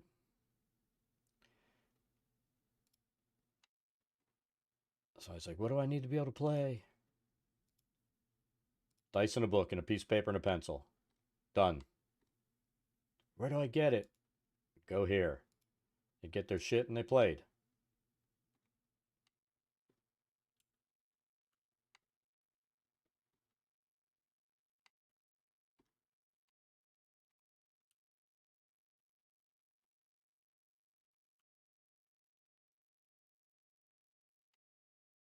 Yeah, that's the kind of shit that pisses me off. I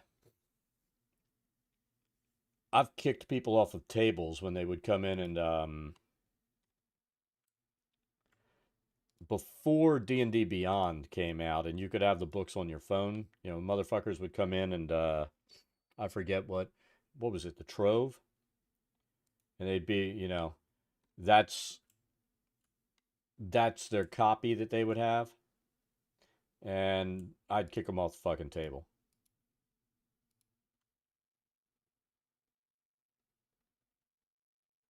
Oh yeah, I'd drop the banhammer. And I don't care what their fucking excuse is. People have to be able to, they don't people don't write shit for free. And if you can't comprehend that it's stealing, you're just not a good person. I don't want you sitting at my table. I know people are not going to like that, but I don't give a fuck.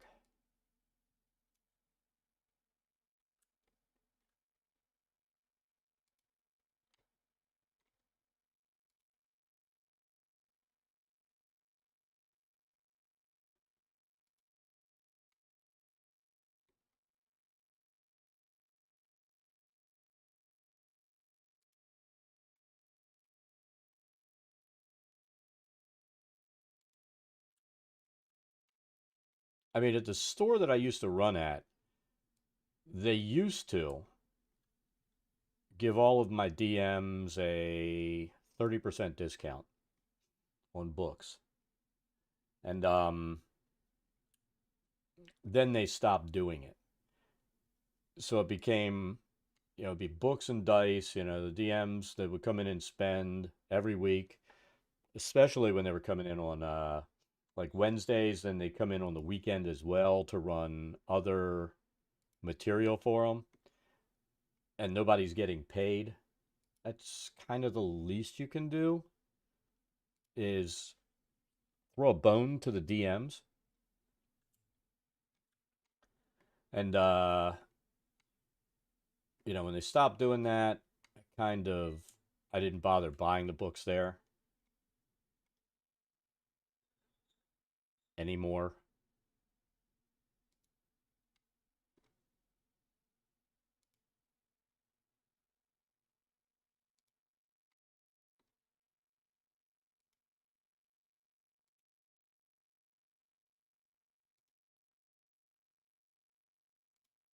And it got to the point I'd tell the DMs, just go to fucking Amazon and get them at half price.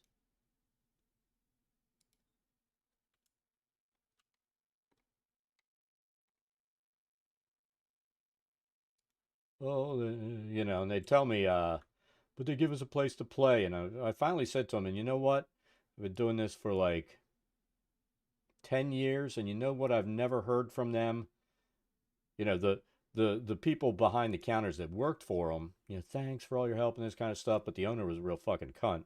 And not once, you know, oh, thanks for putting this all together and getting all these people to run it and this kind of shit. So fuck them.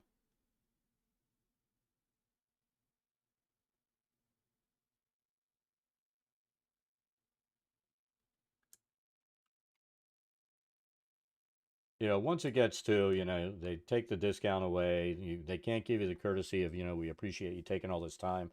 Because it was time on my own. The last year, I got lazy. And, you know, it used to be I'd send out emails every week, find out what was going on. I set up an automated script on Google that would send out several things over the week with questions, and I needed responses back, and that's how I would figure out who would be there. Then I had that automatically populate a spreadsheet, and I'd send that to the store and be like, this is how many tables I need, this is the number of DMs. You know, it got to the point where it was worth it to me to go ahead and just automate everything because it became a shit ton of work.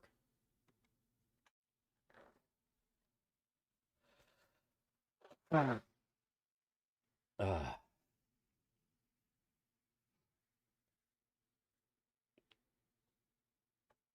well, the biggest nightmare of running the open tables is you know, hurting the DMs and then being the person that has to deal with the assholes. You know, the people that end up having to be thrown out of the store. And most of the time, I didn't even bother the store. I just threw motherfuckers out. And then I tell them after the fact.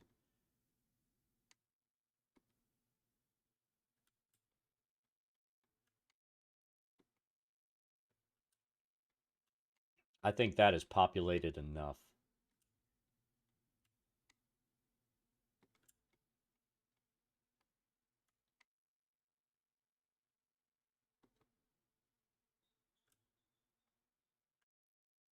And I would even run you know, where they would go to Acon in Dallas. Um I would set up all the D&D gaming there and run it and coordinate my DMs to come. And and we'd be there all fucking weekend. And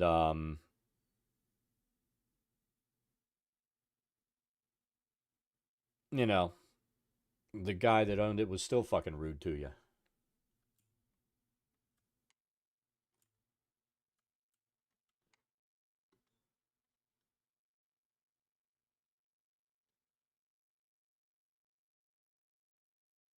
So I stopped doing that shit.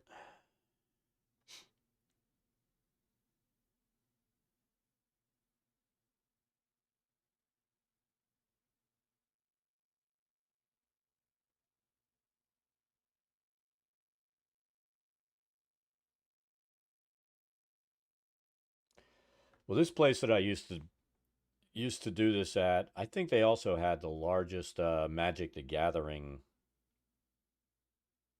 like Friday night Magic and stuff in the country. They would seat 300 people in there.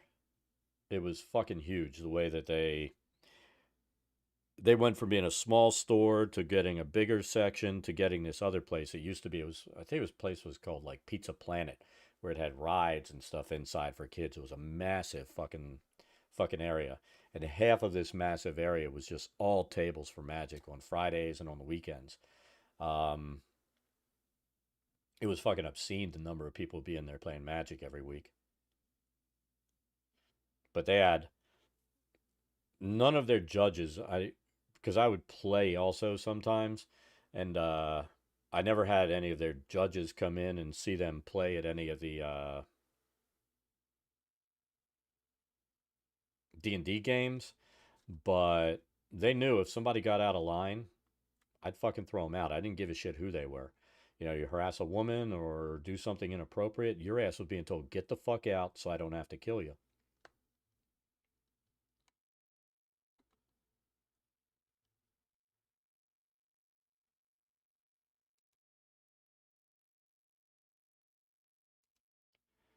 I'm not tolerant of any kind of bullshit.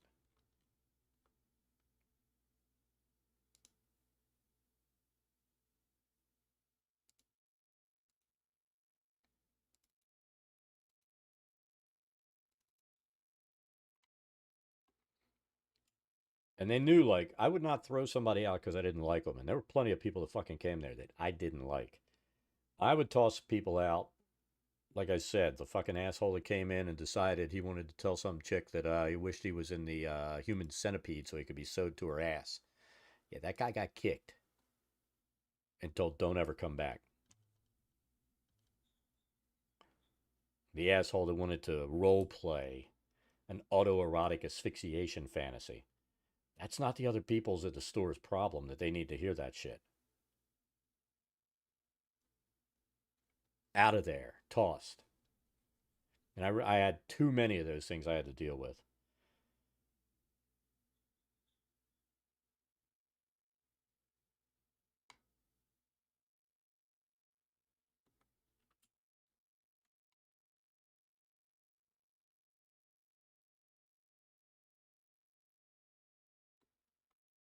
I think now, still in pandemic, I don't think they're even running Magic anymore. They used to have like these long cases with all the cards and stuff um, to be able to buy stuff, massive inventory. And that's all been taken out. That's what my son's told me. I haven't gone down there since the pandemic hit.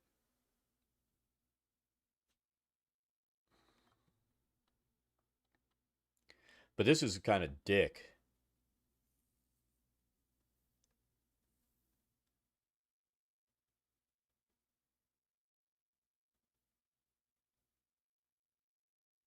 Yeah, I mean, that's what it.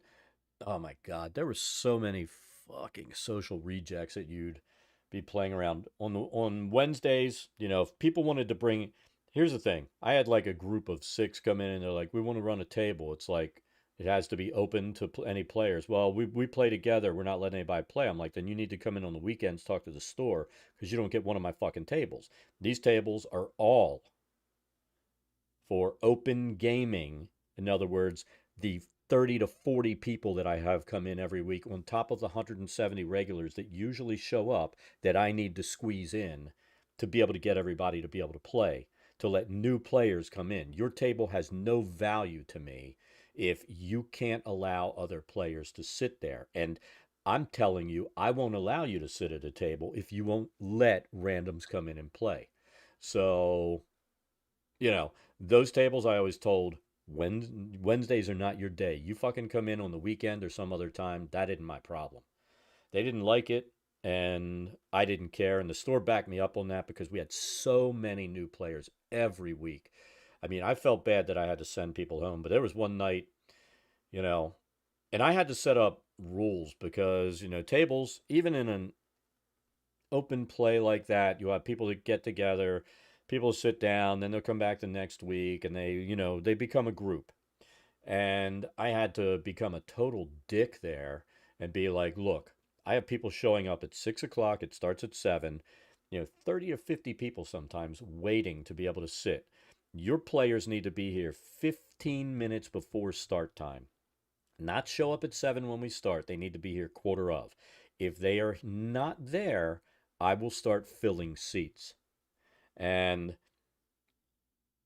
I don't think they believed me at first, but I started seating people in those empty seats. And they're like, but my players are going to be here. I'm like, I told you, I gave you several weeks' notice to let everybody know this is when they have to be here at 8 at 6:45 and 1 second. I start seating people in the empty seats.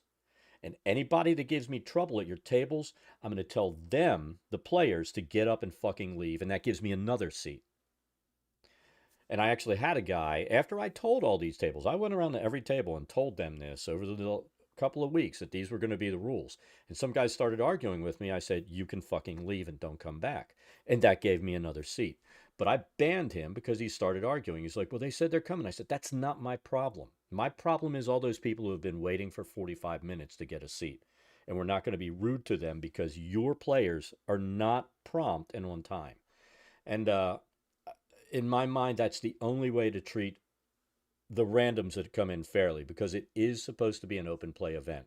It's not supposed to be fixed tables. If you get there in time where you can sit at the table where you've been playing, that's fine. But, you come in at 10 after 7 and expect to have a seat, it's not going to happen. I kept things orderly, and, it's like dealing with children. They learned he means it.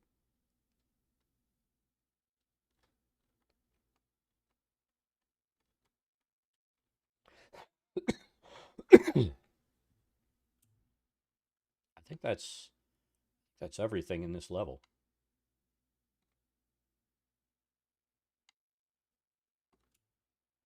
But like open game night, that's not the time to bring in a table full of buddies and sit down. You need to come in on a day where it's not tables for randoms that are supposed to be able to come in. You know, if it's your home game, play it at your fucking home. Oh yeah. They didn't like it and I didn't give a shit. The DMs and the players, but they didn't quit and they didn't leave. I told them, you know what? If you want to play as a group, go play at the DM's house or one of your fucking houses. Don't come here and take my table up. I've got other DMs that want to run games. They will take care of it for me.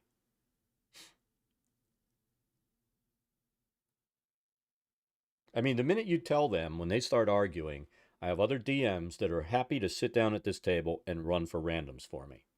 I have people asking me all the time, can I run a table? And I'll usually have them play with me for a while and say, once a table opens up or I get annoyed at the table and tell them they need to fucking leave because they're doing shit like that and arguing with me, then you've got a table. So I had a line of DMs that wanted to run. And after the one group pulled some crazy shit, I'm like, you guys need to play it someplace else on Wednesdays because it's disruptive to everybody around. I had a DM and there it was. I had room for 7 new players that week.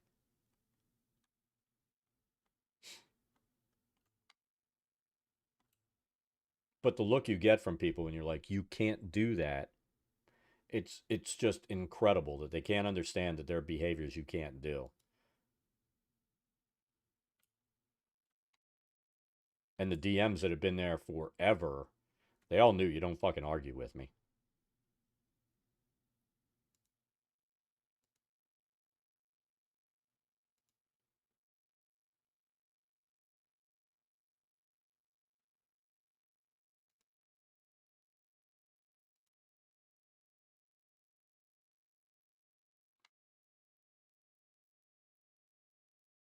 The one that I need to scale up to 2.56.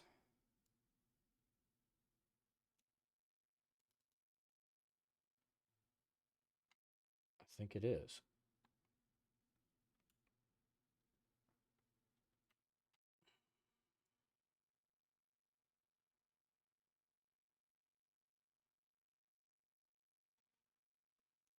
And I tell you what, most of the DMs were great. They'd be like, before it got to that 6:45, they come over and be like, I've got 3 spots. I'm like, all right, go grab 3 of those people waiting up there. I don't care who you grab. And I even had a number system. I'd have numbers handed out to everybody. And, you know, they would be able to look on the thing and see that, number 10 was already gone. They'd call 11. If 11 was off somewhere, I'd tell them, you call that number 3 times. If they don't answer, you go to 12. Just keep going. If people can't follow instructions and wait patiently until we start seating them. And some of these DMs would even come in and be like, grabbing people at the beginning. I didn't, they're handing out numbers. I go up front. Well, I think one night we only had like only 15 new players show up. And I went up front and they're like, oh, everybody, the DMs here, they all grabbed them, 15. You're good. I'm like, holy fuck.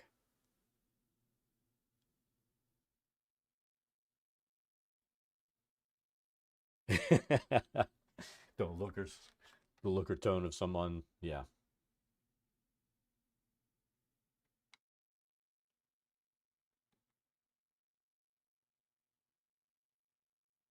I mean, pre-pandemic, before I injured my back, I'm 5'8.5", but I was weighing 205, 210 in powerlifting.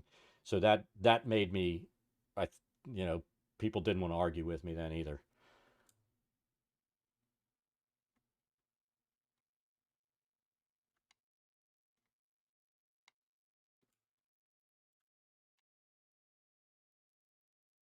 I think these are the statues that are nothing. I really want to start with this room.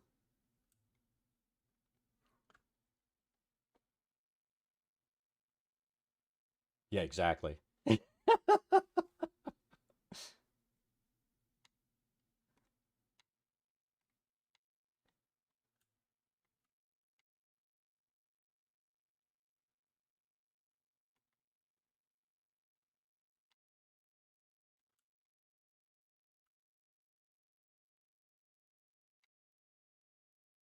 I mean, they knew my weekend recreation was going out and playing ice hockey and getting into fights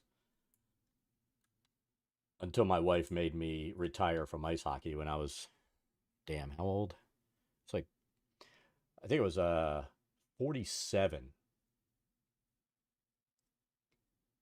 when I got a really bad concussion. And I've had a lot of concussions lifetime. And the doctor told me if you take another hit to the head, you'll die. And I was playing goal, and I was like the goalie that got in fights all the time. It was crazy. And my deal with the team was I'll commit the penalty and I'll kill it. Don't worry about it. And that's the way it worked. But after that, I ended up, she's like, you can't play goal anymore. So I said, well, I'll play defense. I won't get hit by pucks anymore. And I did for about a year. And she came to a game and realized I got in even more fights because somebody bumped the goalie and I was on their ass. And she's like, you got to stop playing hockey or I'll leave you. So I got another year out of it.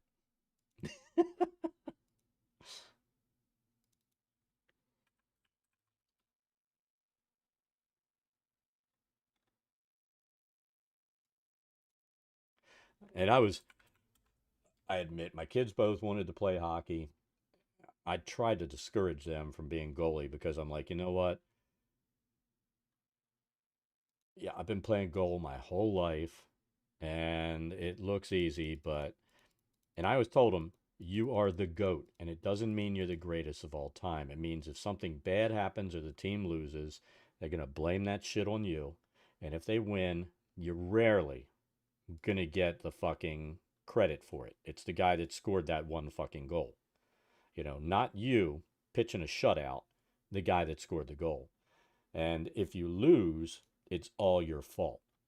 And they didn't want to believe me until they sat there and played the position.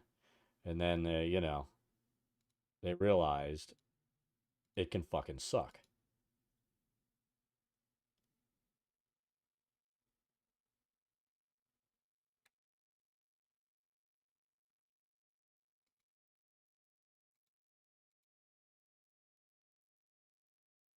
I think that's where I'm going to set the steps there because I don't like, I mean, it'll work. So it'll just be slightly inside of that. And let's, yeah, that looks good.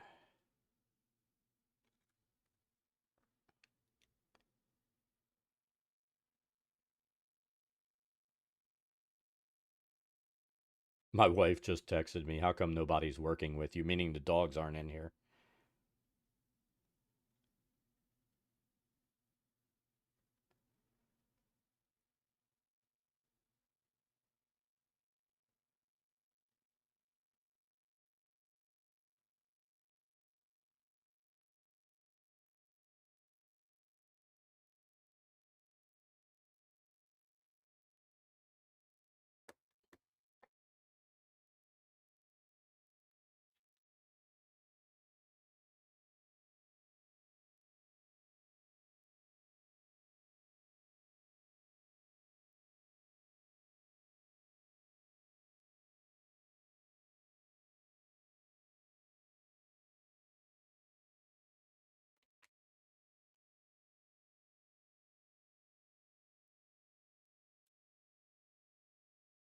I don't know why. I just really like using this for steps instead of putting something in that's like a totally different stone. It makes it look like Everything's cut out of the same freaking marble in here.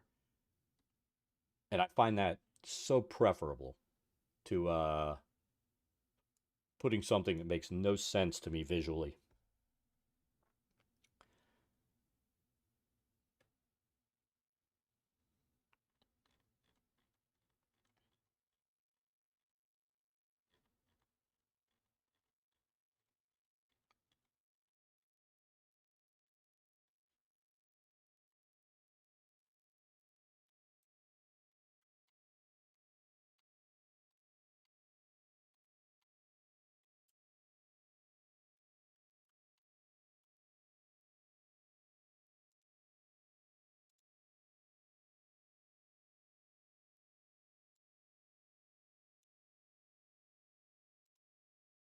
Come on. There we go. All right. Let's do these in numerical order. I'm getting excited about some of these rooms I want to go in and do again because I think we can make them look even nicer, but we're going to do it in order. All right. Tall rectangular frames of sculpted stone line the walls. Now I know I didn't do that the last time I built this map. And I think I want to see my reference map real quick because there's a secret door here. I need to figure out where that secret door will go. And then we'll start placing something that looks like what they're describing.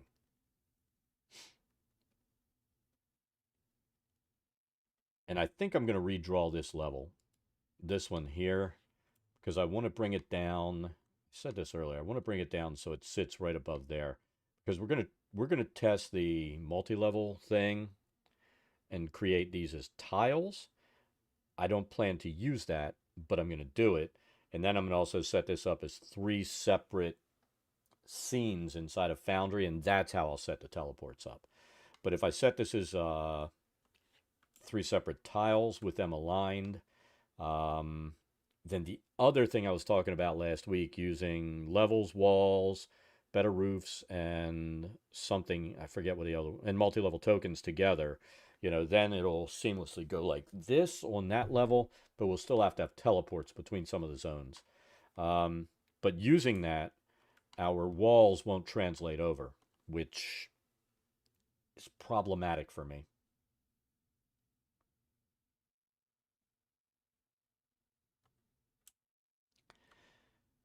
All right, so let's find our reference map because I want to see where that secret door is supposed to be.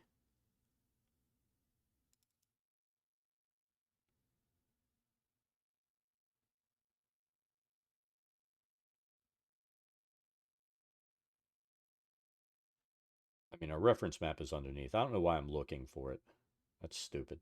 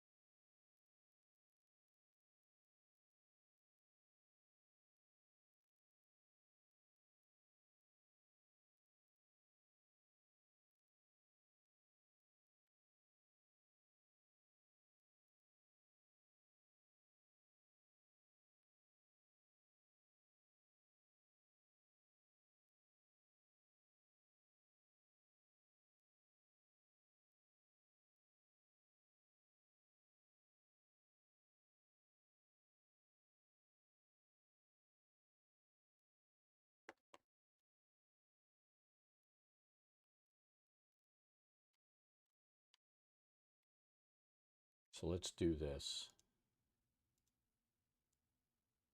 So the secret door is right in, we'll say on this. So we could do what, 1, 3, 5. Do it like every other block. That'll make sense here. And then do like here and here. And then every other block. And then we'll break the mirrors down the hallway.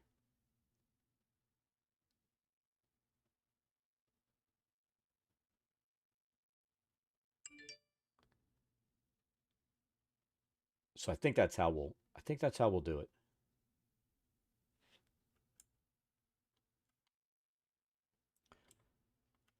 So we'll say this will be the secret door.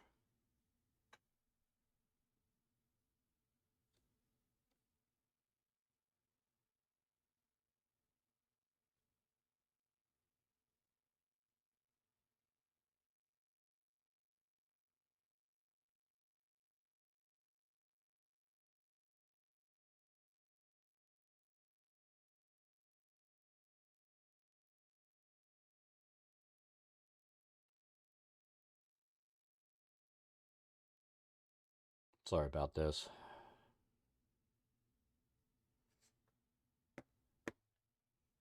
So we'll assume the secret door, since it can't be in the middle here, is right here.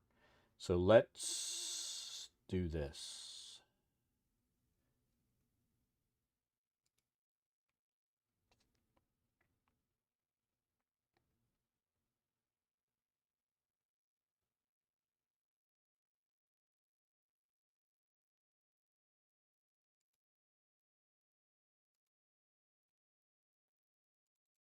Let's see. I doubt they're going to be stone frames. They're going to be bed frames and stuff like that.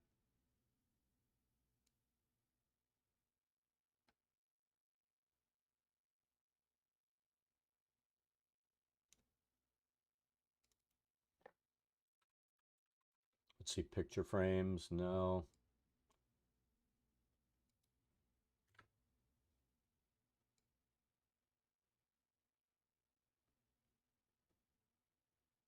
Ooh, I have an idea.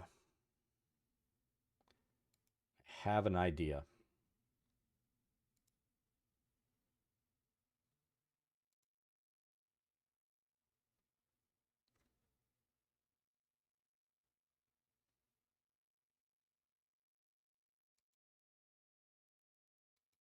Crypts and cemeteries. Let's see.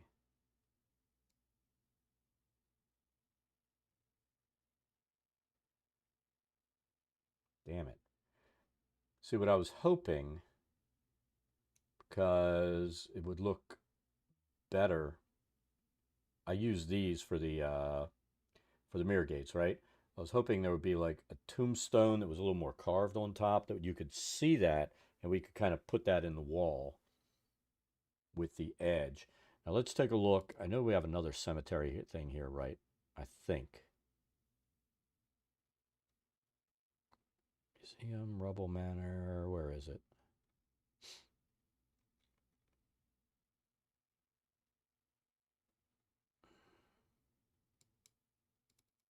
Let's try grave.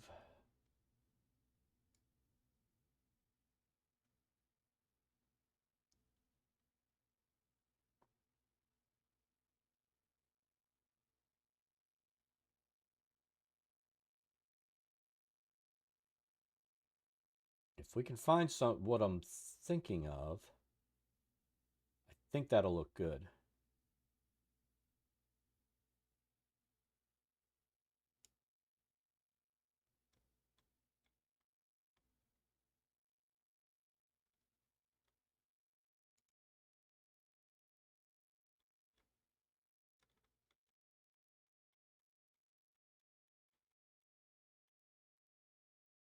So I'm pretty sure there's a churches and crypts. Crypt. Bam. Let's try that.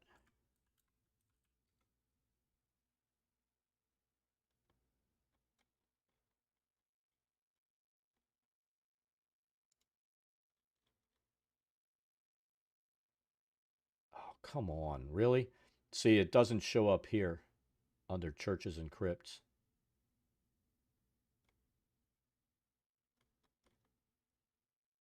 Crafts and trade, destruction, dungeon, encampment, example set.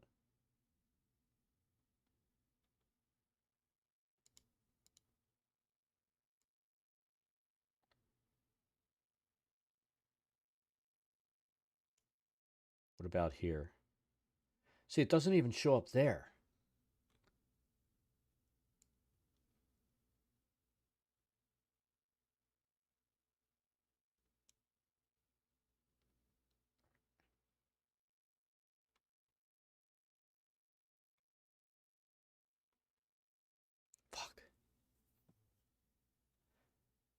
That's like the worst asset pack ever. Because it doesn't... Let's see if there's any...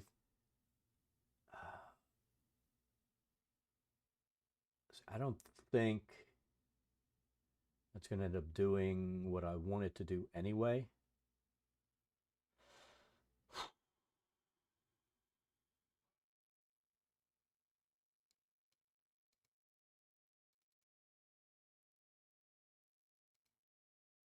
But I'm kind of annoyed that I can't find these assets.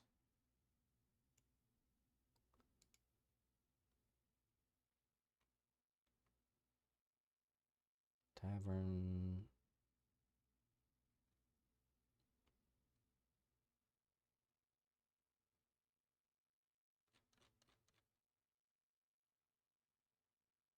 I'm just making sure I'm not like going blind here, because sometimes they don't sit necessarily in alphabetical order.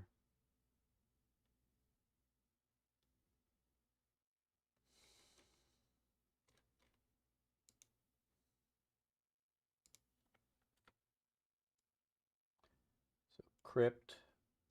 Let's try church.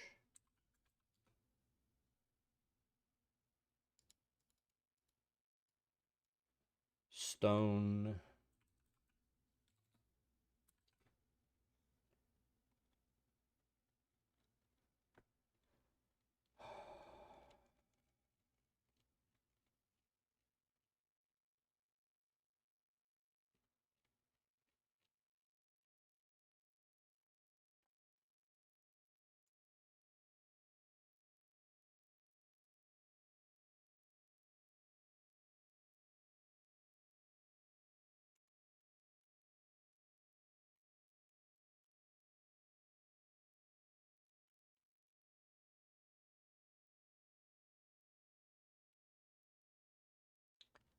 Trying to find anything we can use. We didn't put these frames in the last time. So I want to put something in the wall to indicate that they're there. I mean, the players aren't going to really give a shit, but I do.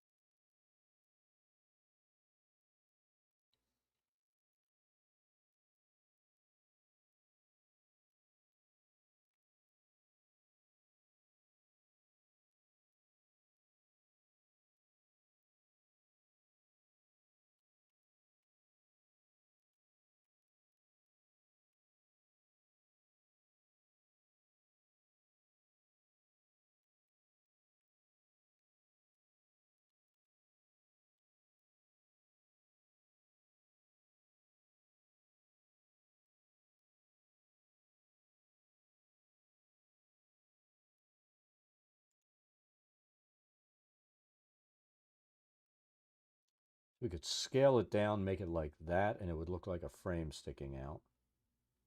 But let's see if there's something else.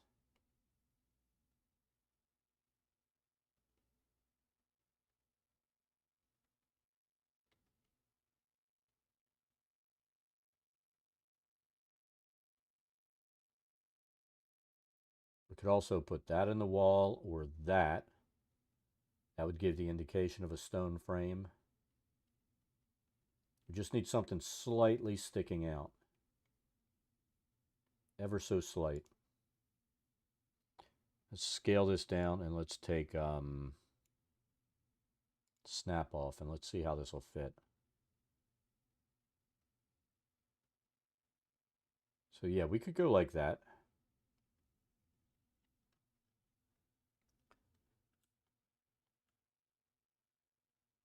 In fact, I tell you what, I think what I'm going to do is this. Let's put these even in the section that's a secret door. There's no reason it can't be there. So let's put this in every square here. Too bad we can't snap it to the other objects.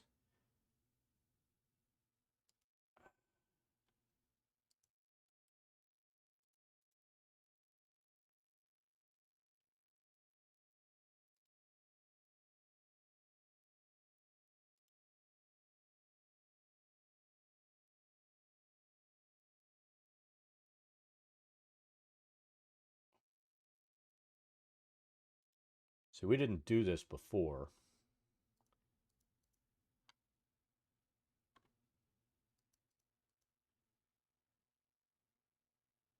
I just put glass on the ground. And I'm pretty sure I used my normal line of use your words.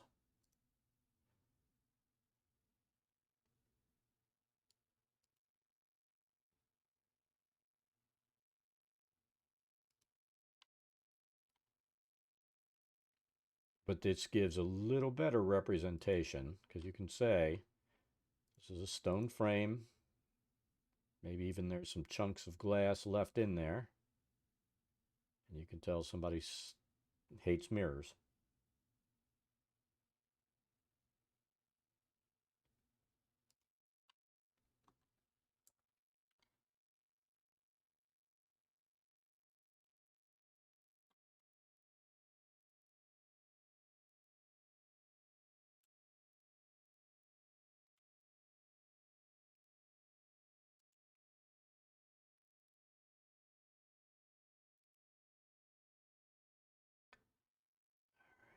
We'll get these as close to centered and even as far as sticking out as possible.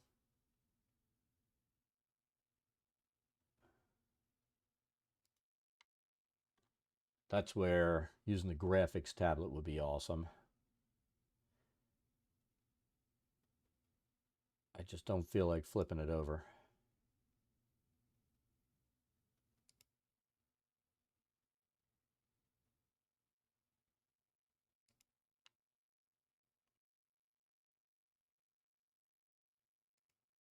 It could be so much more precise with that thing.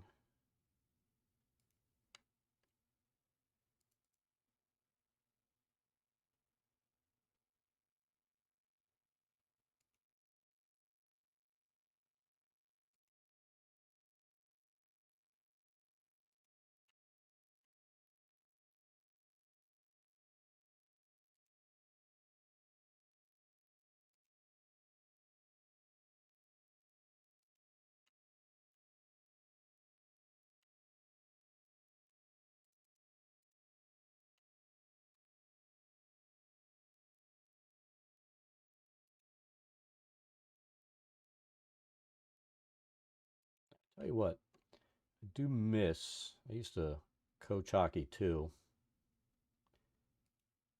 And I ended up stopping that as well because it got to where go out on the ice to coach and your fucking knees hurt for 2 days afterwards. That's your body saying, fuck that shit.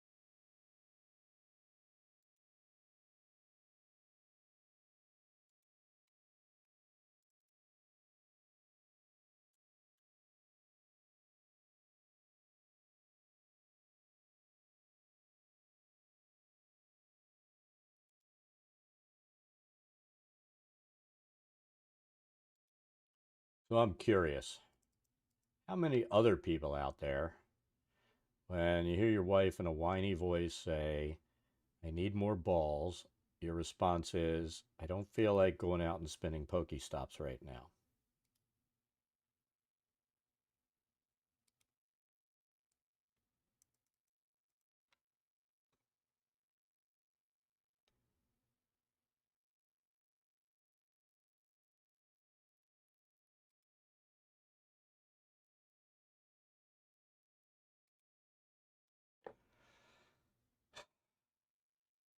because that's a thing. All right. I'm not super happy with that, but that indicates the mirrors on the walls.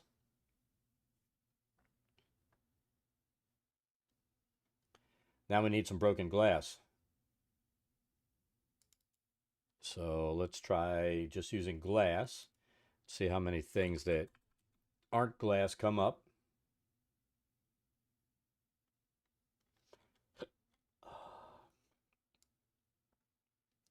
Plants, rocks. A mirror at least has glass, I guess.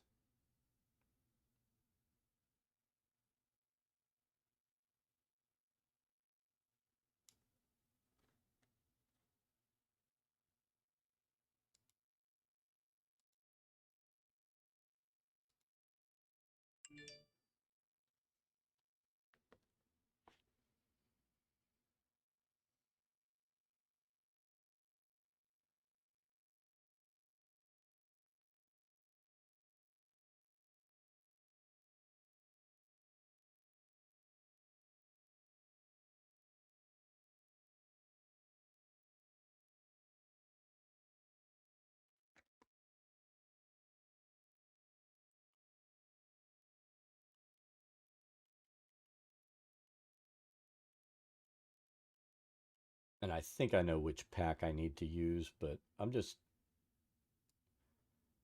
is more curiosity than anything. So we go in with glass, and the broken glass just shows up, this really shitty looking broken glass, right?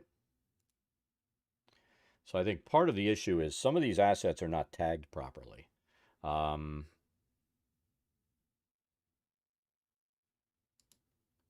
think it should be under rubble, if I remember correctly. I mean, this glass is not a whole lot better, but this is what we're going to use. So let's do that.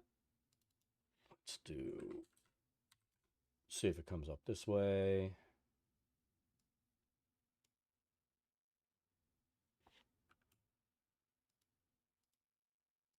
And now we can turn our trace image down since we decided to do that differently.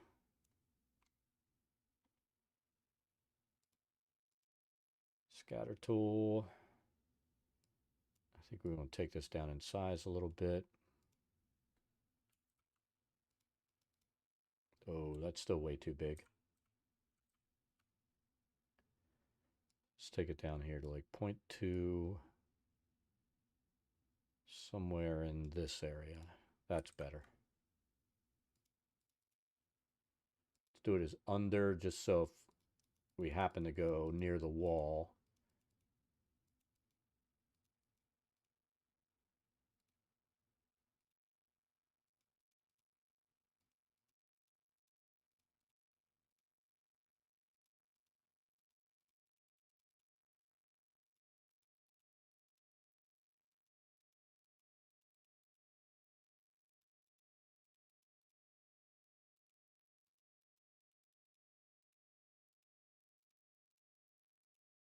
I like to throw some randomized shards around.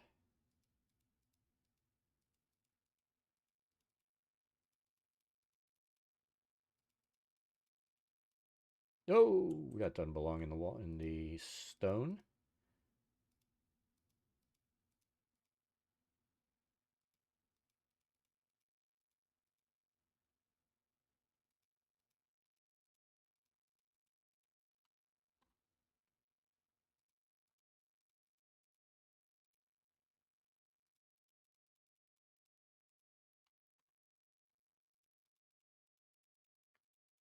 And I'm not sure. I don't know that I think I did, but I'm not sure that I built out this broken glass all the way down here the last time. I'm not going to worry about double checking since we won't use that map again.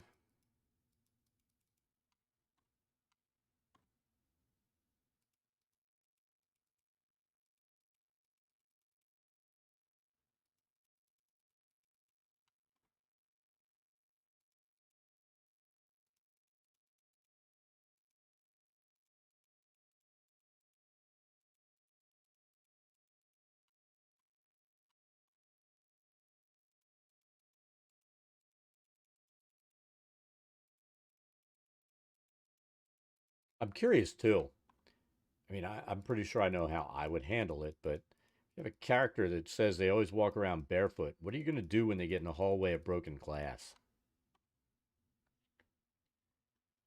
Are you going to start dealing damage, have them do deck saves?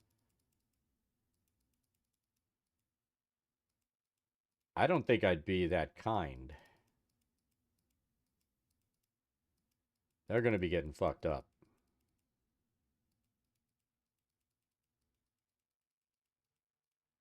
You know what I mean?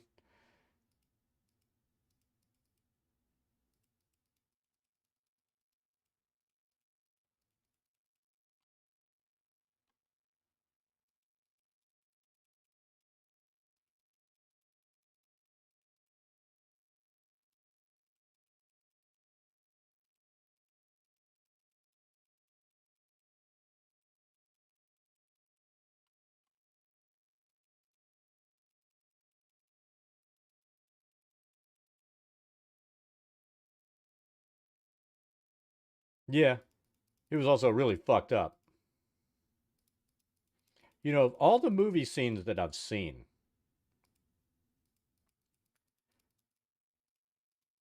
for some reason, that's the only one that really bothered me. The big fucking piece of glass in his foot.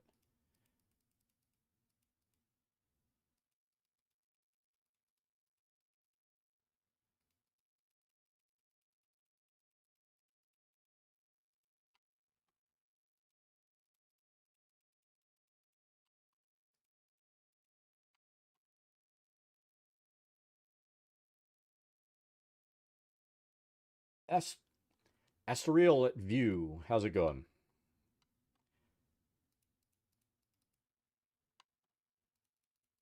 But yeah, it's call you Aster. That is easier.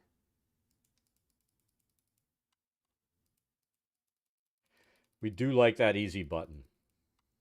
I say that all the time. I should just buy a Staples easy button and keep it here. All right, so there's our broken glass.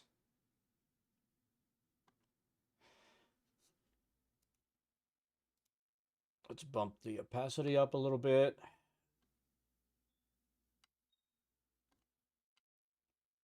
And such.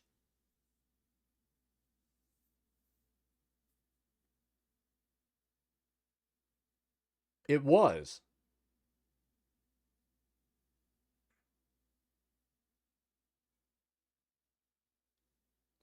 What did they do?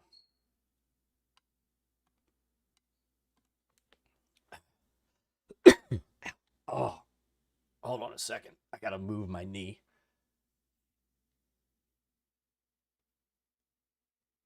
You're an old school player from back in the day. There you go.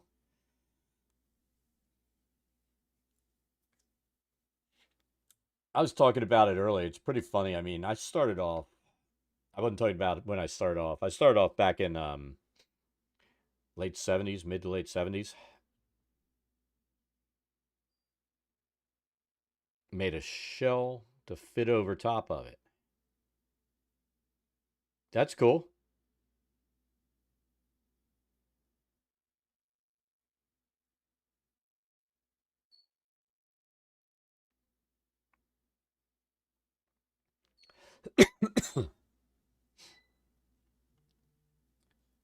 That was very thoughtful of them. When we were, pre-COVID, before all the stuff happened, um, we had actually converted what should be my dining room. I actually had converted that into a photo studio for portrait and stuff like that, as I used to do photography work. I mean, I still have on the ceiling, I have a grid with, the scissor arms that come down so I can adjust my flashes and lights and stuff like that. And I actually had rails back there because I would have like a bunch of backgrounds and spin them out and put them up. And when I say backgrounds, not like